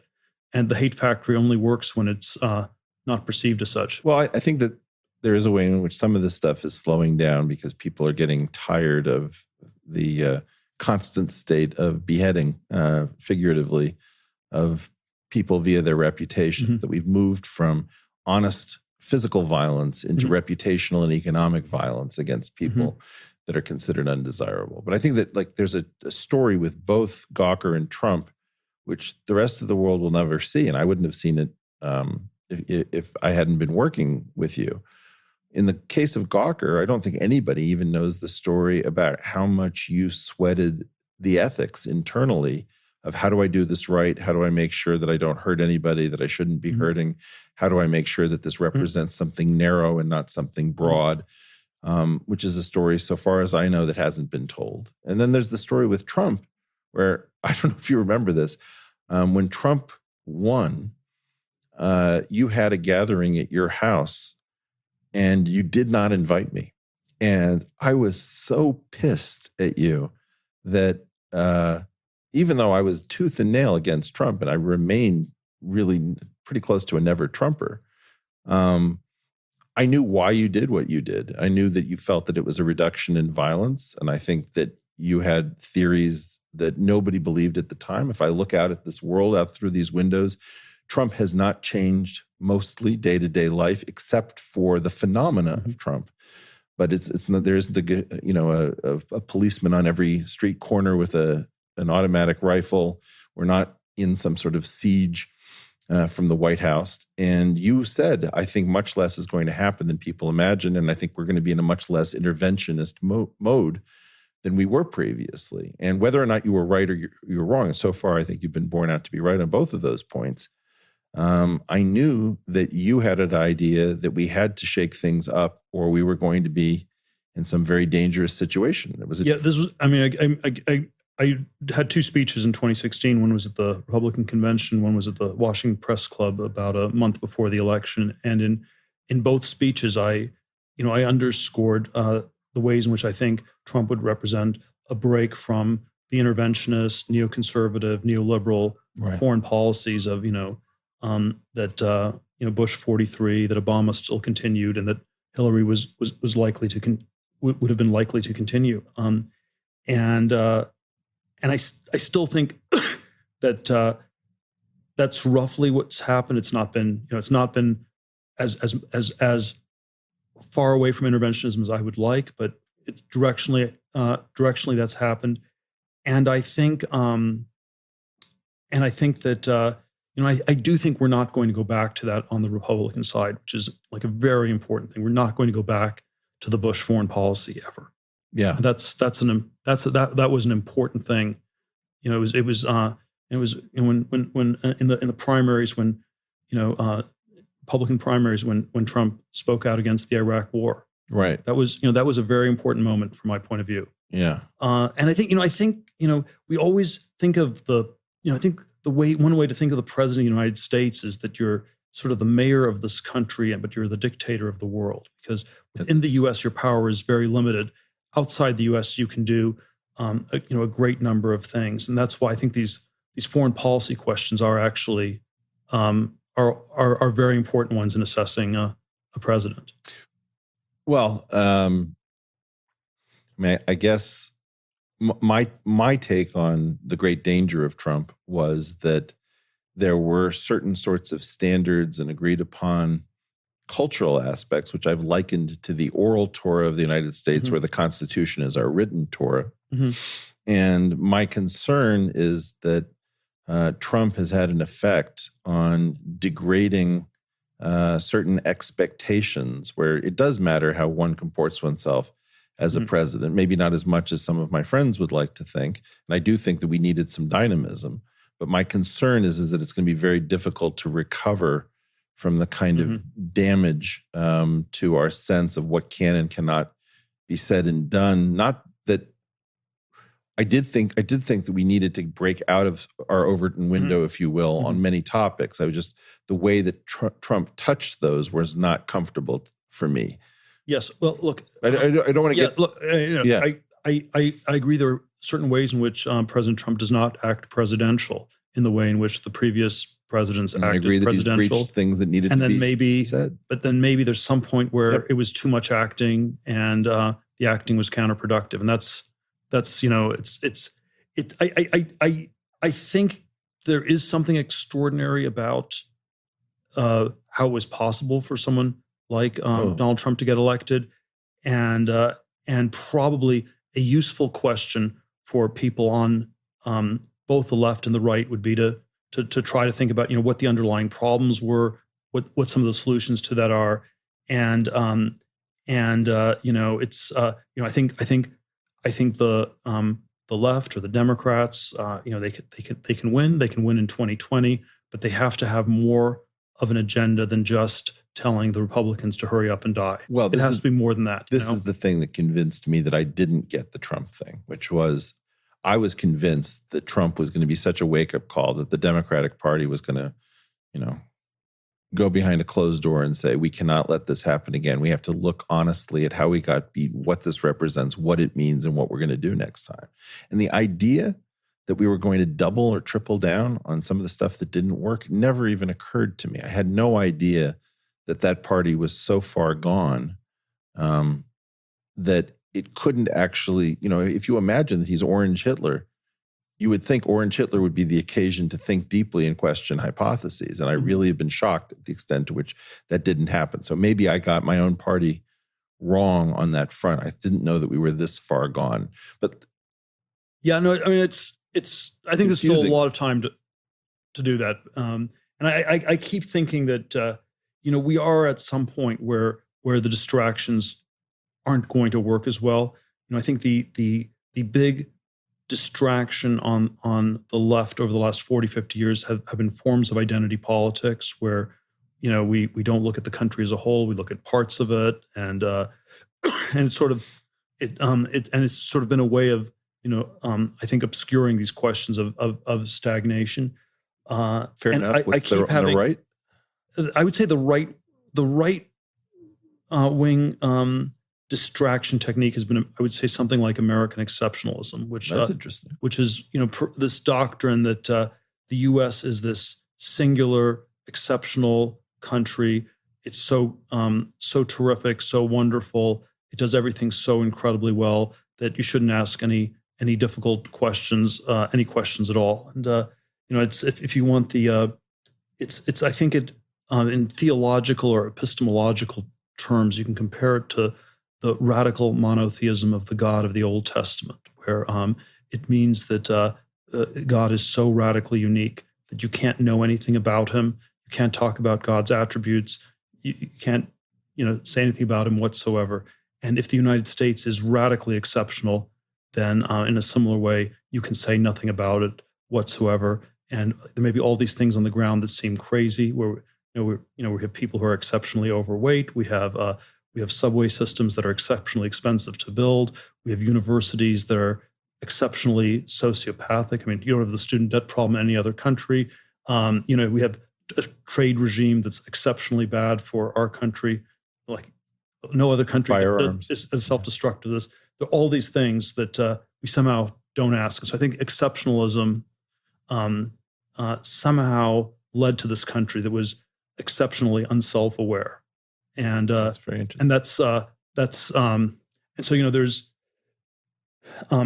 greatness is adjacent to exceptionalism, but it's actually still quite different because many countries can be great, and great is more. It's more a scale, and there's something you measure it against. It's multivariate. It's whereas exceptional, it's just completely incommensurate with anything else, and I think that's gotten us into a very, very bad cul-de-sac. And I think that there's a way in which that sort of exceptionalism has ended on the right, and we've moved beyond that. And I'm hopeful that in a similar way, the left will move beyond identity politics, even though right now it feels like the monster is flopping about more violently than ever. And even though I think it might be its death throes, but maybe not.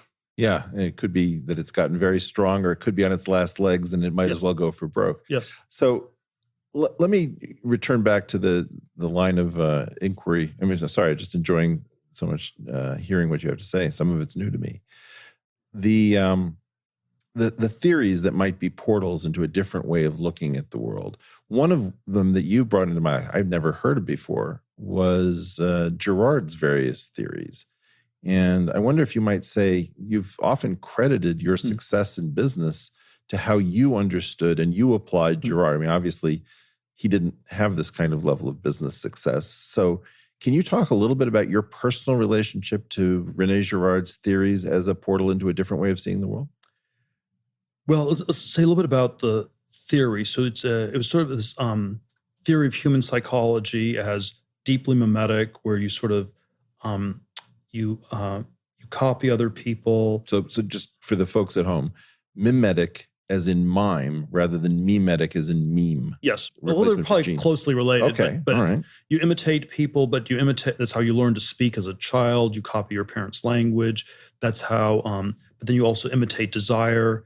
And then there are sort of all sorts of aspects of mimesis that can lead to sort of mass violence, mass insanity. So it's both what enables human culture to function, but it also is quite dangerous. And when I came across this sort of constellation of ideas as an undergraduate at Stanford, my biases were sort of libertarian, classic liberal. Only individuals exist.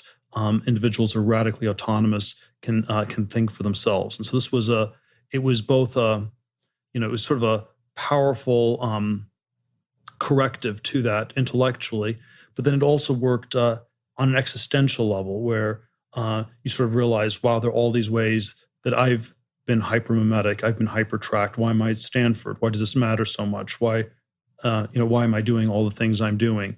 And that's it's a prism through which one looks at a lot of things that I found to be quite helpful over recent decades. I think the preference falsification, you can think of in mimetic terms, where everybody goes along with what everybody else thinks, and then you can get these sort of chaotic points where all of a sudden things can shift much faster than you would think possible, because there are all these dynamics that are not simply rational. It's not quite correct to model people as these sort of classical atoms or something like that.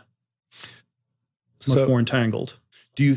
What would be a good way for people listening at home to start to get into Girard's philosophy if they were interested? Well, there are, there's sort of a number of different books that Girard wrote. I think the magisterial one is probably Things Hidden Since the Foundation of the World. So it's this truth of mimesis and violence and the ways. So it's sort of part psychology, part anthropology, part history. All portal, I should point out, because they're all hidden. It's a portal onto the past, onto human origins. It's and our history. It's a portal onto the present, onto the interpersonal dynamics of psychology. It's a portal onto the future in terms of are we going to let these mimetic desires run amok and head towards apocalyptic violence, where even the entire planet can no longer absorb the violence that we can unleash? Or are we going to learn from this and transcend this in a way where we get to some very different place? And so it has a sense that of both danger and hope for the future as well. So it is sort of this panoramic theory on a lot of ways, super powerful and just extraordinarily different from what one would normally hear. There was sort of like almost a cult-like element where you had these people who were followers of Girard, and there was sort of a sense that we had figured out the truth about the world in a way that nobody else did, and that was generative and very powerful. So, it's always, there's parts of it that are unhealthy, but it was it has sort of an incredible dynamism, and then you are aware that maybe things are so different from how they appear to be that there may be a portal out there. There may be Well, it was shocking to me. I mean, the first time I heard about it, you invited me to a conference that you were keeping quiet, and I was in the news, and there was quite a lot of anger and furor that I had done something wrong. and you waited a few days to give a talk, and you talked about scapegoating and the mechanism by which violence that might be visited upon the many is visited upon the one. And then you also started talking about the king as if he is sort of scapegoat in waiting, so that the king is not necessarily something that one would want to be. And I found it absolutely fascinating because it turned so many ideas on their heads that I got angry at you. Why hadn't you told me this earlier when I'd been through 3 sleepless nights before I'd heard the theory? So I found it instantly applicable, particularly if you're the sort of person who's likely to get scapegoated by not taking refuge in the herd. Do you think it has more relevance to people who are struggling to like break out as individuals because of the possibility of being picked off? I think, I think it has universal. I think it is Universally broadly true, and so it has some sort of universal relevance. I think the problems of violence and scapegoating are universal problems. It is, it's probably the case that there are certain types of people who are more likely to become scapegoats, but it's not an absolute thing. Yeah. And so there's always, you could say there's an arbitrariness about scapegoating because the scapegoat is supposed to represent, to stand in for everybody. And so the scapegoat has to be perceived as someone who's radically other, but then also has to somehow emerge from within the group. And so there are times when the scapegoat is the sort of outlier, extreme insider, extreme outsider, king/criminal, or whatever personality, and that's probably a dangerous sort of thing. It's like Abraham Lincoln, the incredible orator who's also grows up in a log cabin. So these sort of extreme contrasts are often people who are at risk of this maybe more than others. And then at the same time, because these are sort of mob-like dynamics, there is sort of a way in which it's not like anyone's really safe from the violence, right? Ever. No one's completely safe. I think that's quite true. But yeah, but there sort of is a thought that one of the sort of history ideas that Girard had that is that there's a dynamic to this process where scapegoating, it only works when people don't understand it, and so there's sort of as you understand it better, it works less well, or it has to get displaced into other dimensions. And so if you have a witch hunt, say we need to find a witch to bring back peace to the community, that's sort of a psychosocial understanding of what you're doing is actually counterproductive to the witch hunt itself. The witch hunt is supposed to be a theological epiphany, right? That God's telling you who the witch is. If you think of it as some sort of psychosocial control mechanism, then it won't work anymore. And so, a metaphor that Girard uses is that the sacred is like phlogiston, and violence is like oxygen. And so but it only works in a world where it's misunderstood. And so if you understand scapegoating, you end up in a world where it works less and less well, and the kind of political and cultural institutions that are linked to it will tend to unravel. I think one of the sort of ways in which this has happened a great deal in modernity is that we scapegoat the scapegoaters. We sort of go up one level of abstraction, and that sort of always makes it a little bit more complicated. And so if we go after the people who were the historical oppressors, the historical victimizers, that's often a super powerful way, and it's like slightly too complicated. There was a Bill Clinton formulation of this. We must unite against those who seek to divide us, and which is on some level it's self-contradictory. Yeah. But then it's just a little bit too hard for people to fully disentangle, and that's sort of one way that I think it still sort of works, even though it's again, when everyone sees these moves, when everyone understands them, it just doesn't work that well anymore. So it's like saying,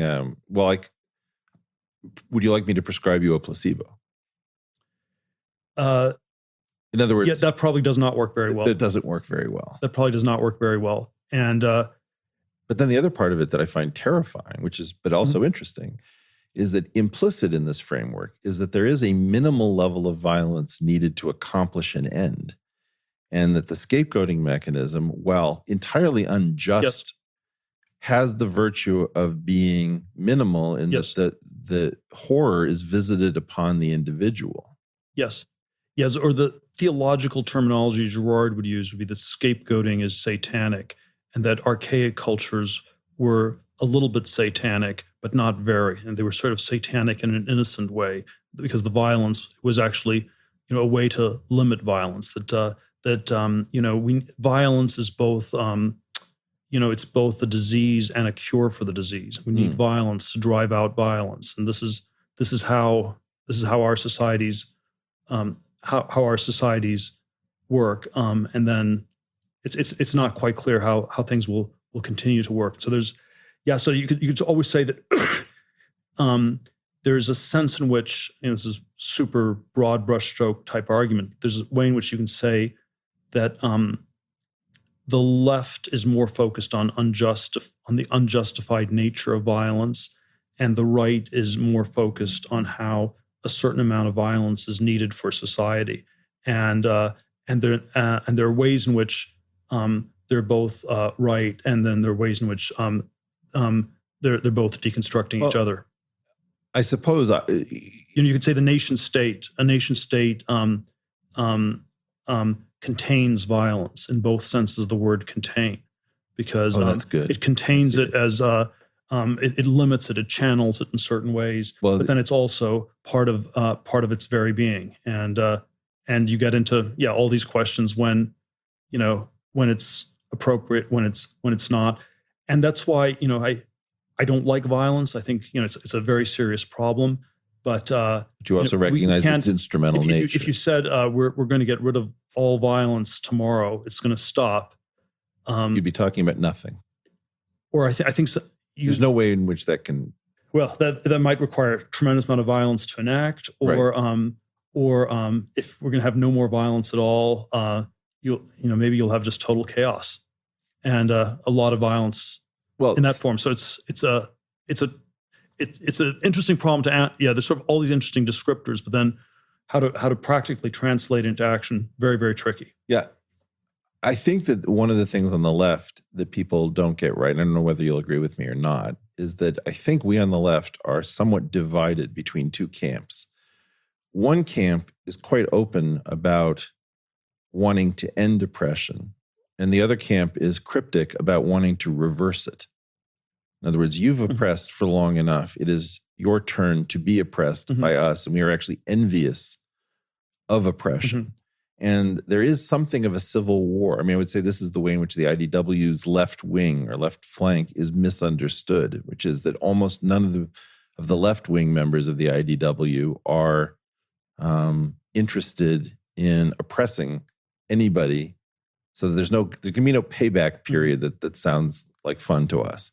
And one of the things I hadn't understood until it was said to me quite starkly, progress is messy and you got to break a few eggs to make an omelet. There is this just tolerance bordering on excitement about the opportunity to stick it to those who have stuck it to you from your perspective, that this is an aspect of justice, whereas the cessation of oppression is interesting to another part of that group. Yeah, it's much less, although the disturbing thing is that it's, of course, much less exciting and much less energizing. So I often think if you listen to political speech, right, the applause lines are always the ones we are going to go after the other side. Yeah. We're going to go after the bad people. We're going to stop them.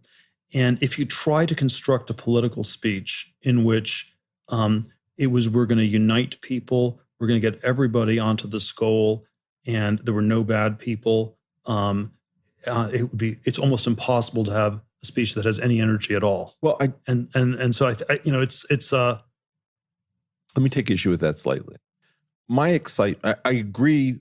As a political speech. I understood exactly what you said. So I don't think I'm going to mischaracterize it. I think that the problem is the reason I pour energy into trying to stop the political correctness and the rules about what can be said mostly has to do with the fact that I'm incredibly excited, except I'm excited about something non-political.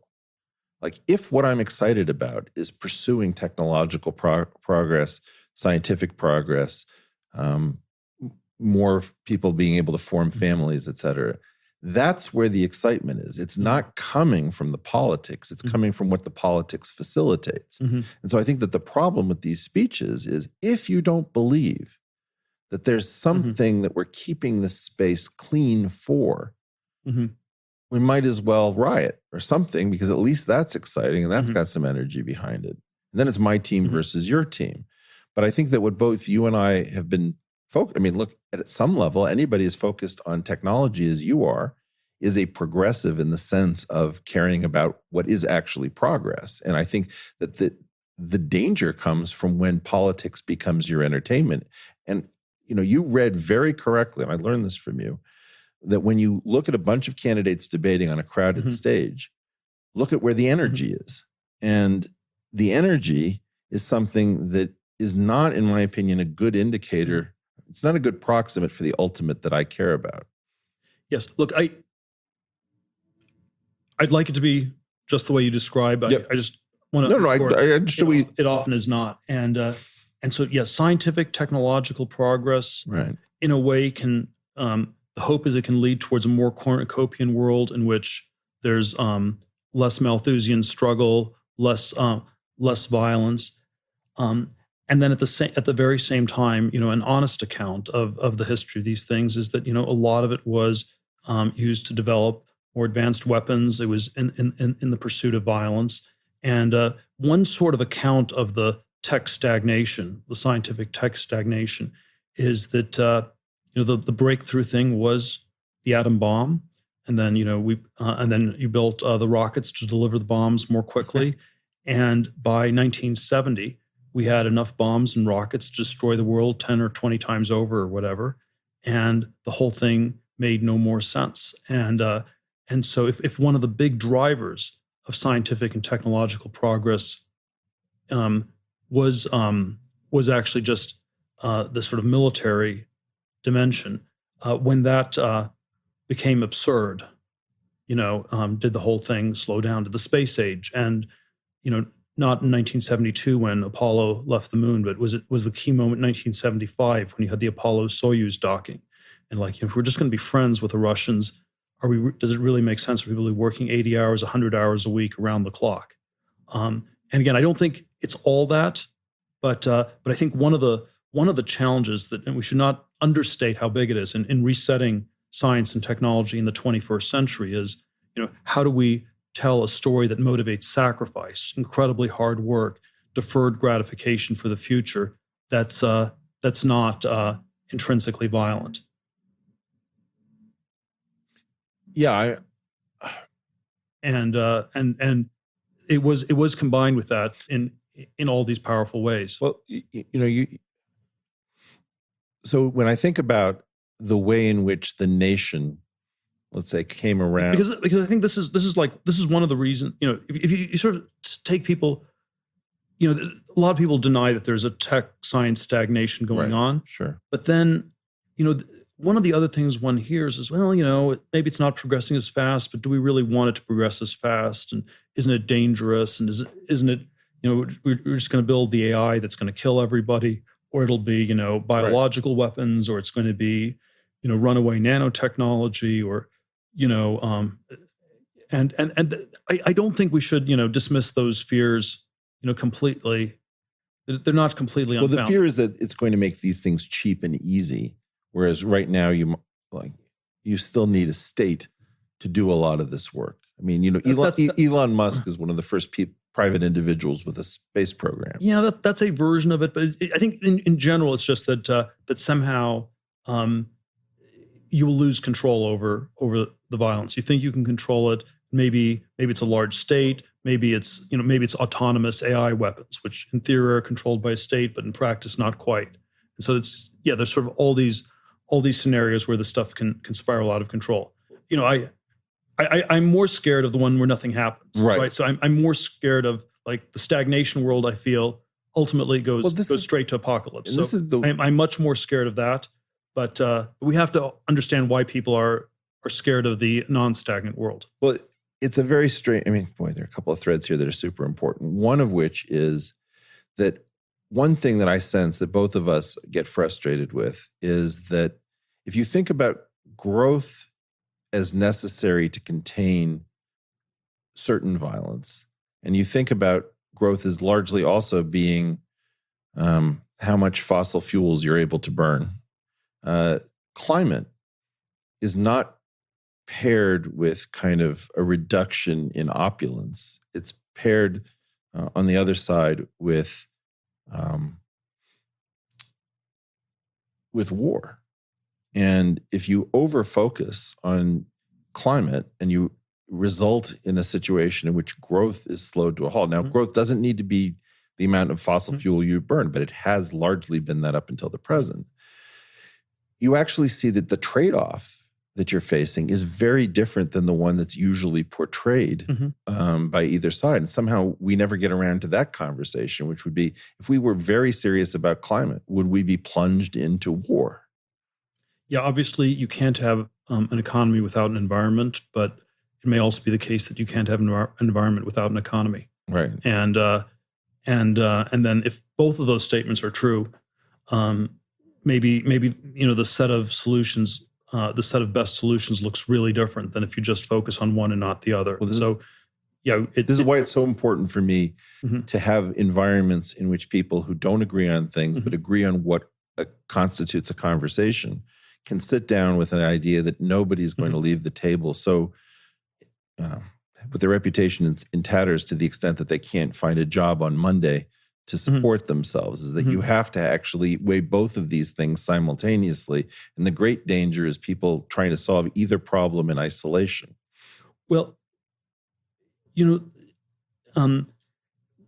if one goes with a general climate change narrative that it's anthropogenic, it's the CO2 levels are rising in a way that's dangerous and has a serious risk of some kind of big runaway process. I think always the political question in my mind is what do you do about China and what do you do about India? Right. Because these are the countries that are trying to catch up to the developed world. They have an enormous way to go to catch up, and it's ecological consequence. I think Western Europe Europe has something like 8% of the carbon emissions in the world, and then we have to have more than just the sort of magical political thinking where it's something like we're going to have a carbon tax in California, and this will be so charismatic and so inspiring that people in China and India will copy us and follow suit. And people they're not willing to actually say that literally because it sounds so absurd. Sounds crazy. Yeah. But if you say that that's not the way things actually work, then somehow you need to do some really different things. We need to find energy sources that are not carbon dioxide intensive.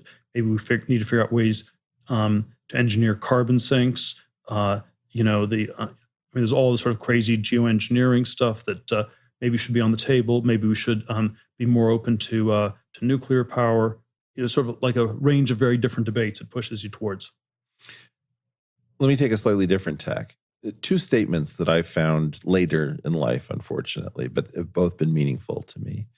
One is Weber's definition that a government is a monopoly on violence. And the other one, it's a guy I can never remember, who said, I think it was a French political philosopher who said, a nation is a group of people who have agreed to forget something in common. And if you put these things together, if you imagine that somehow we've now gone in for the belief that transparency is almost always a good thing and that what we need is greater transparency to control the badness in our society, we probably won't be able to forget anything in common. Therefore, we may not be able to have a nation, and therefore the nation may not be able to monopolize violence, which is a very disturbing but interesting causal chain. Can we explore the idea of transparency, given that people seem to now associate certain words with positivity, even though normally we would have thought about privacy, transparency trade-offs, let's say? Yes. Well, I always do think there's a privacy transparency trade-off, and there's always there's always one of the things that's always confusing about transparency to me is there's transparency in theory, which is like this panopticon-like thing where the entire planet gets illuminated brightly and equally everywhere all at once, and so that's in theory.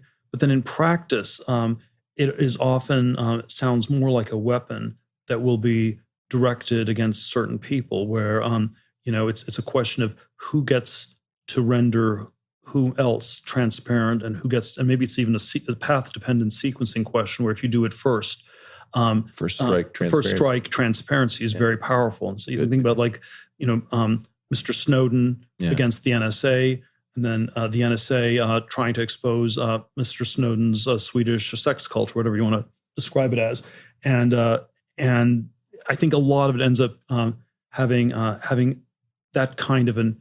You mean Assange's? Assange. Yeah. Assange's Swedish sex cult. Assange against the NSA against Assange's Swedish sex cult, or something like that. And that's and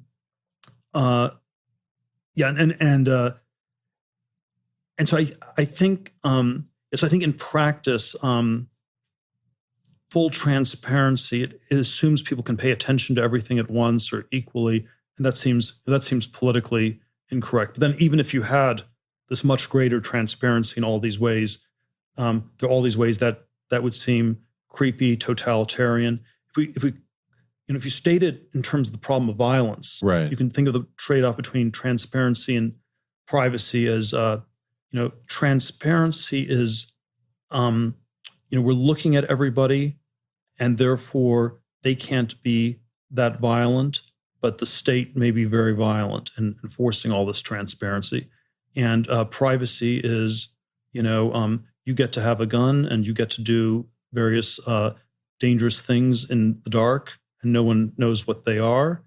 And so there's probably more violence on the individual level, but then less control on the state. And it's, again, this question of, are you more scared of the violence of individuals or more scared of centralized violence? And probably one should not be too categorical or too absolute about this, but it can show up in both places, and that's why it's a wickedly hard problem. It's wickedly hard. It does seem to be, and I have to say, I've started to hate the transparency discussion, because if you'll notice, there's a vogue in 2019 for simply saying, well, I believe that sunlight is the best disinfectant, as if that constituted an argument. Now, first of all, one thing that people don't understand is that there are infections like brucella that are actually accelerated by sunlight. Mm-hmm.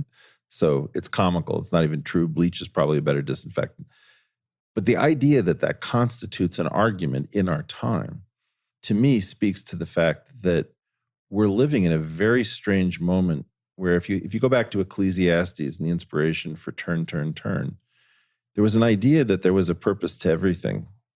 And inclusion or exclusion were both needed: a time to kill, a time to die, a time to refrain from killing. Mm-hmm. There does seem to be sort of an absolutist mania in which it would be hard to imagine writing a song about a time to kill in the modern era. And likewise, I'm not positive that people recognize how imperative it is for a well-functioning government to have places where it doesn't have to constantly account for itself. Yeah, if everything, if you sort of have no backroom deals, maybe that's less corrupt, but maybe nothing gets not functional. Done. It's the U.S. Supreme Court still doesn't televise its hearings, and I suspect that's the right call, even though and so it's always, and so there is something very strange. And I think part of it is that if you know that everything is going to be transparent, you will censor yourself and you won't say things. So it's not like the same thing happens in a transparent way. Maybe it just stops happening altogether. If you're a politician or an aspiring politician, and you want to, you're not going to engage in bold ideas. You're not going to experiment with different ways about thinking about things. You're going to be super conventional, super curated, and so it's not like we get all the benefits of transparency with none of the costs. They come with a very, very high cost. And I do, I do wonder if, one of the strange dynamics with the younger generations in the U.S. is that there's a sense that you're just constantly watched. There's this, great eye of Sauron, to use the Tolkien metaphor, that's looking at you at all times. And, that, yeah, it would be good if you could act the same way. And, if something bad happened, we could take care of you. But if you're always being watched, I suspect it really changes your behavior. It's interesting. In a moment where I wanted to make sure that my son didn't misbehave, I toured him around our neighborhood and pointed out all of the cameras that would track anybody on the street where we live. And I'd never noticed them before, but sure enough, there they were in every nook and cranny, that we don't realize that if it has to be stitched together, there's an incredible web of surveillance tools that are surrounding us at all time.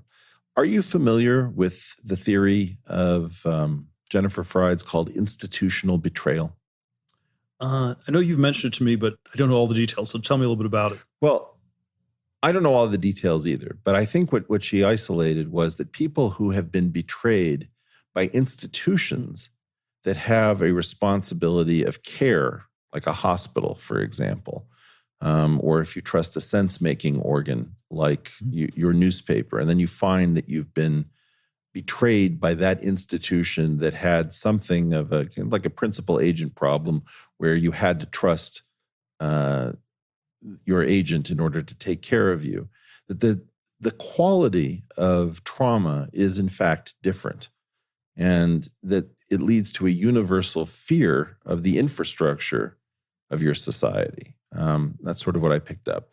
What I was going to ask you about is, given our central belief that there was something about growth that led to universal betrayal by institutions, which has compromised experts in the minds of most people. Do you think there's a preferred way of waking up as a society out of a kind of universal institutional betrayal? If we're excited about the next chapter, what I'd love to talk to you about in a future episode is what we're excited about what comes next. Is there a way of waking up from this most gracefully? Don't know about that. It strikes me that there are ways we don't want to wake up. And we don't want to wake up in a way where it de-energizes us and demotivates. And so, so I think one of the ways I think these institutions worked was, they took care of people, but it was also, motivational. You study, you get good grades, you'll succeed in our system. Right. And so one way, when you sort of deconstruct these institutions, there's sort of one direction that I think is always very dangerous, that it just shifts people into sort of a much more nihilistic, very low energy mode, where it's just, well, there's no point, nothing can be done, and that's the way that's the way that I definitively do not want to wake people up. And so I think it has to always be coupled a little bit to, there are these paths that aren't really going anywhere, and you shouldn't go down these paths. But then there's some other paths here that you need to take. There's a portal here that you need to look at. And if we are just saying all the paths are blocked, I think probably the risk is people just sit down where they are and stop moving altogether. And that feels like the very wrong way to wake people up. That sounds very wise. Let me just ask, since you have been attached to some of the highest energy ideas, whether it's, crazy sounding stuff like seasteading or radical longevity, or some other ideas from your background in venture capital and as a technologist yourself, what are the things that you're most excited if we could move them back into the institutions where they probably have belonged all this time? what are the first sort of subjects and people that you would move back into institutional support to re-energize our society? People or programs? Well, I do think there is something about basic science that has, it doesn't all have this sort of for-profit character. Some of it has this nonprofit character. We're building up this knowledge base for all of humanity, and so I don't yet know how we do basic science without some kind of institutional context, and so that's one that would seem absolutely critical. I'm super interested in the problem of longevity, radical life extension, and my sort of disappointment in the nonprofit institutions, the nonprofit world, has directed me more and more over the years to just invest in biotech companies and try to find these sort of better functioning corporate solutions. And then I always have this worry in the back of my head that maybe there are these basic research problems that are being sidestepped because they're too hard. So I think basic science is one that you'd have to do, but you have to somehow also reform the institutions so you don't have this Gresham's law where the politicians replace the scientists. That sounds like a great one. I was very surprised to see that your friend Aubrey de Grey, who you funded to sort of get the radical longevity thing, was in the news for having solved a hard math problem in his spare time that nobody even knew he was working on. And so it seems like even though people would treat him as crazy, he certainly has a lot on the ball and probably is exactly the kind of a person who might energize a department, even if he might infuriate it. If you can get him back in, you would. If you were able to get him back in, I think you'd be able to solve a lot of problems. Well, Peter, it's been absolutely fantastic having you. Thank you for a very generous gift of your time. And I hope that you will consider coming back on the portal to talk about some of the specifics about the things that you and I are most excited about doing next. Will do. Thank you so much. All right, Peter. You've been watching The Portal with Peter Thiel, and I'm your host, Eric Weinstein. Thanks for tuning in, and please subscribe to the podcast and let us know your thoughts in the comments section below on YouTube. Thanks.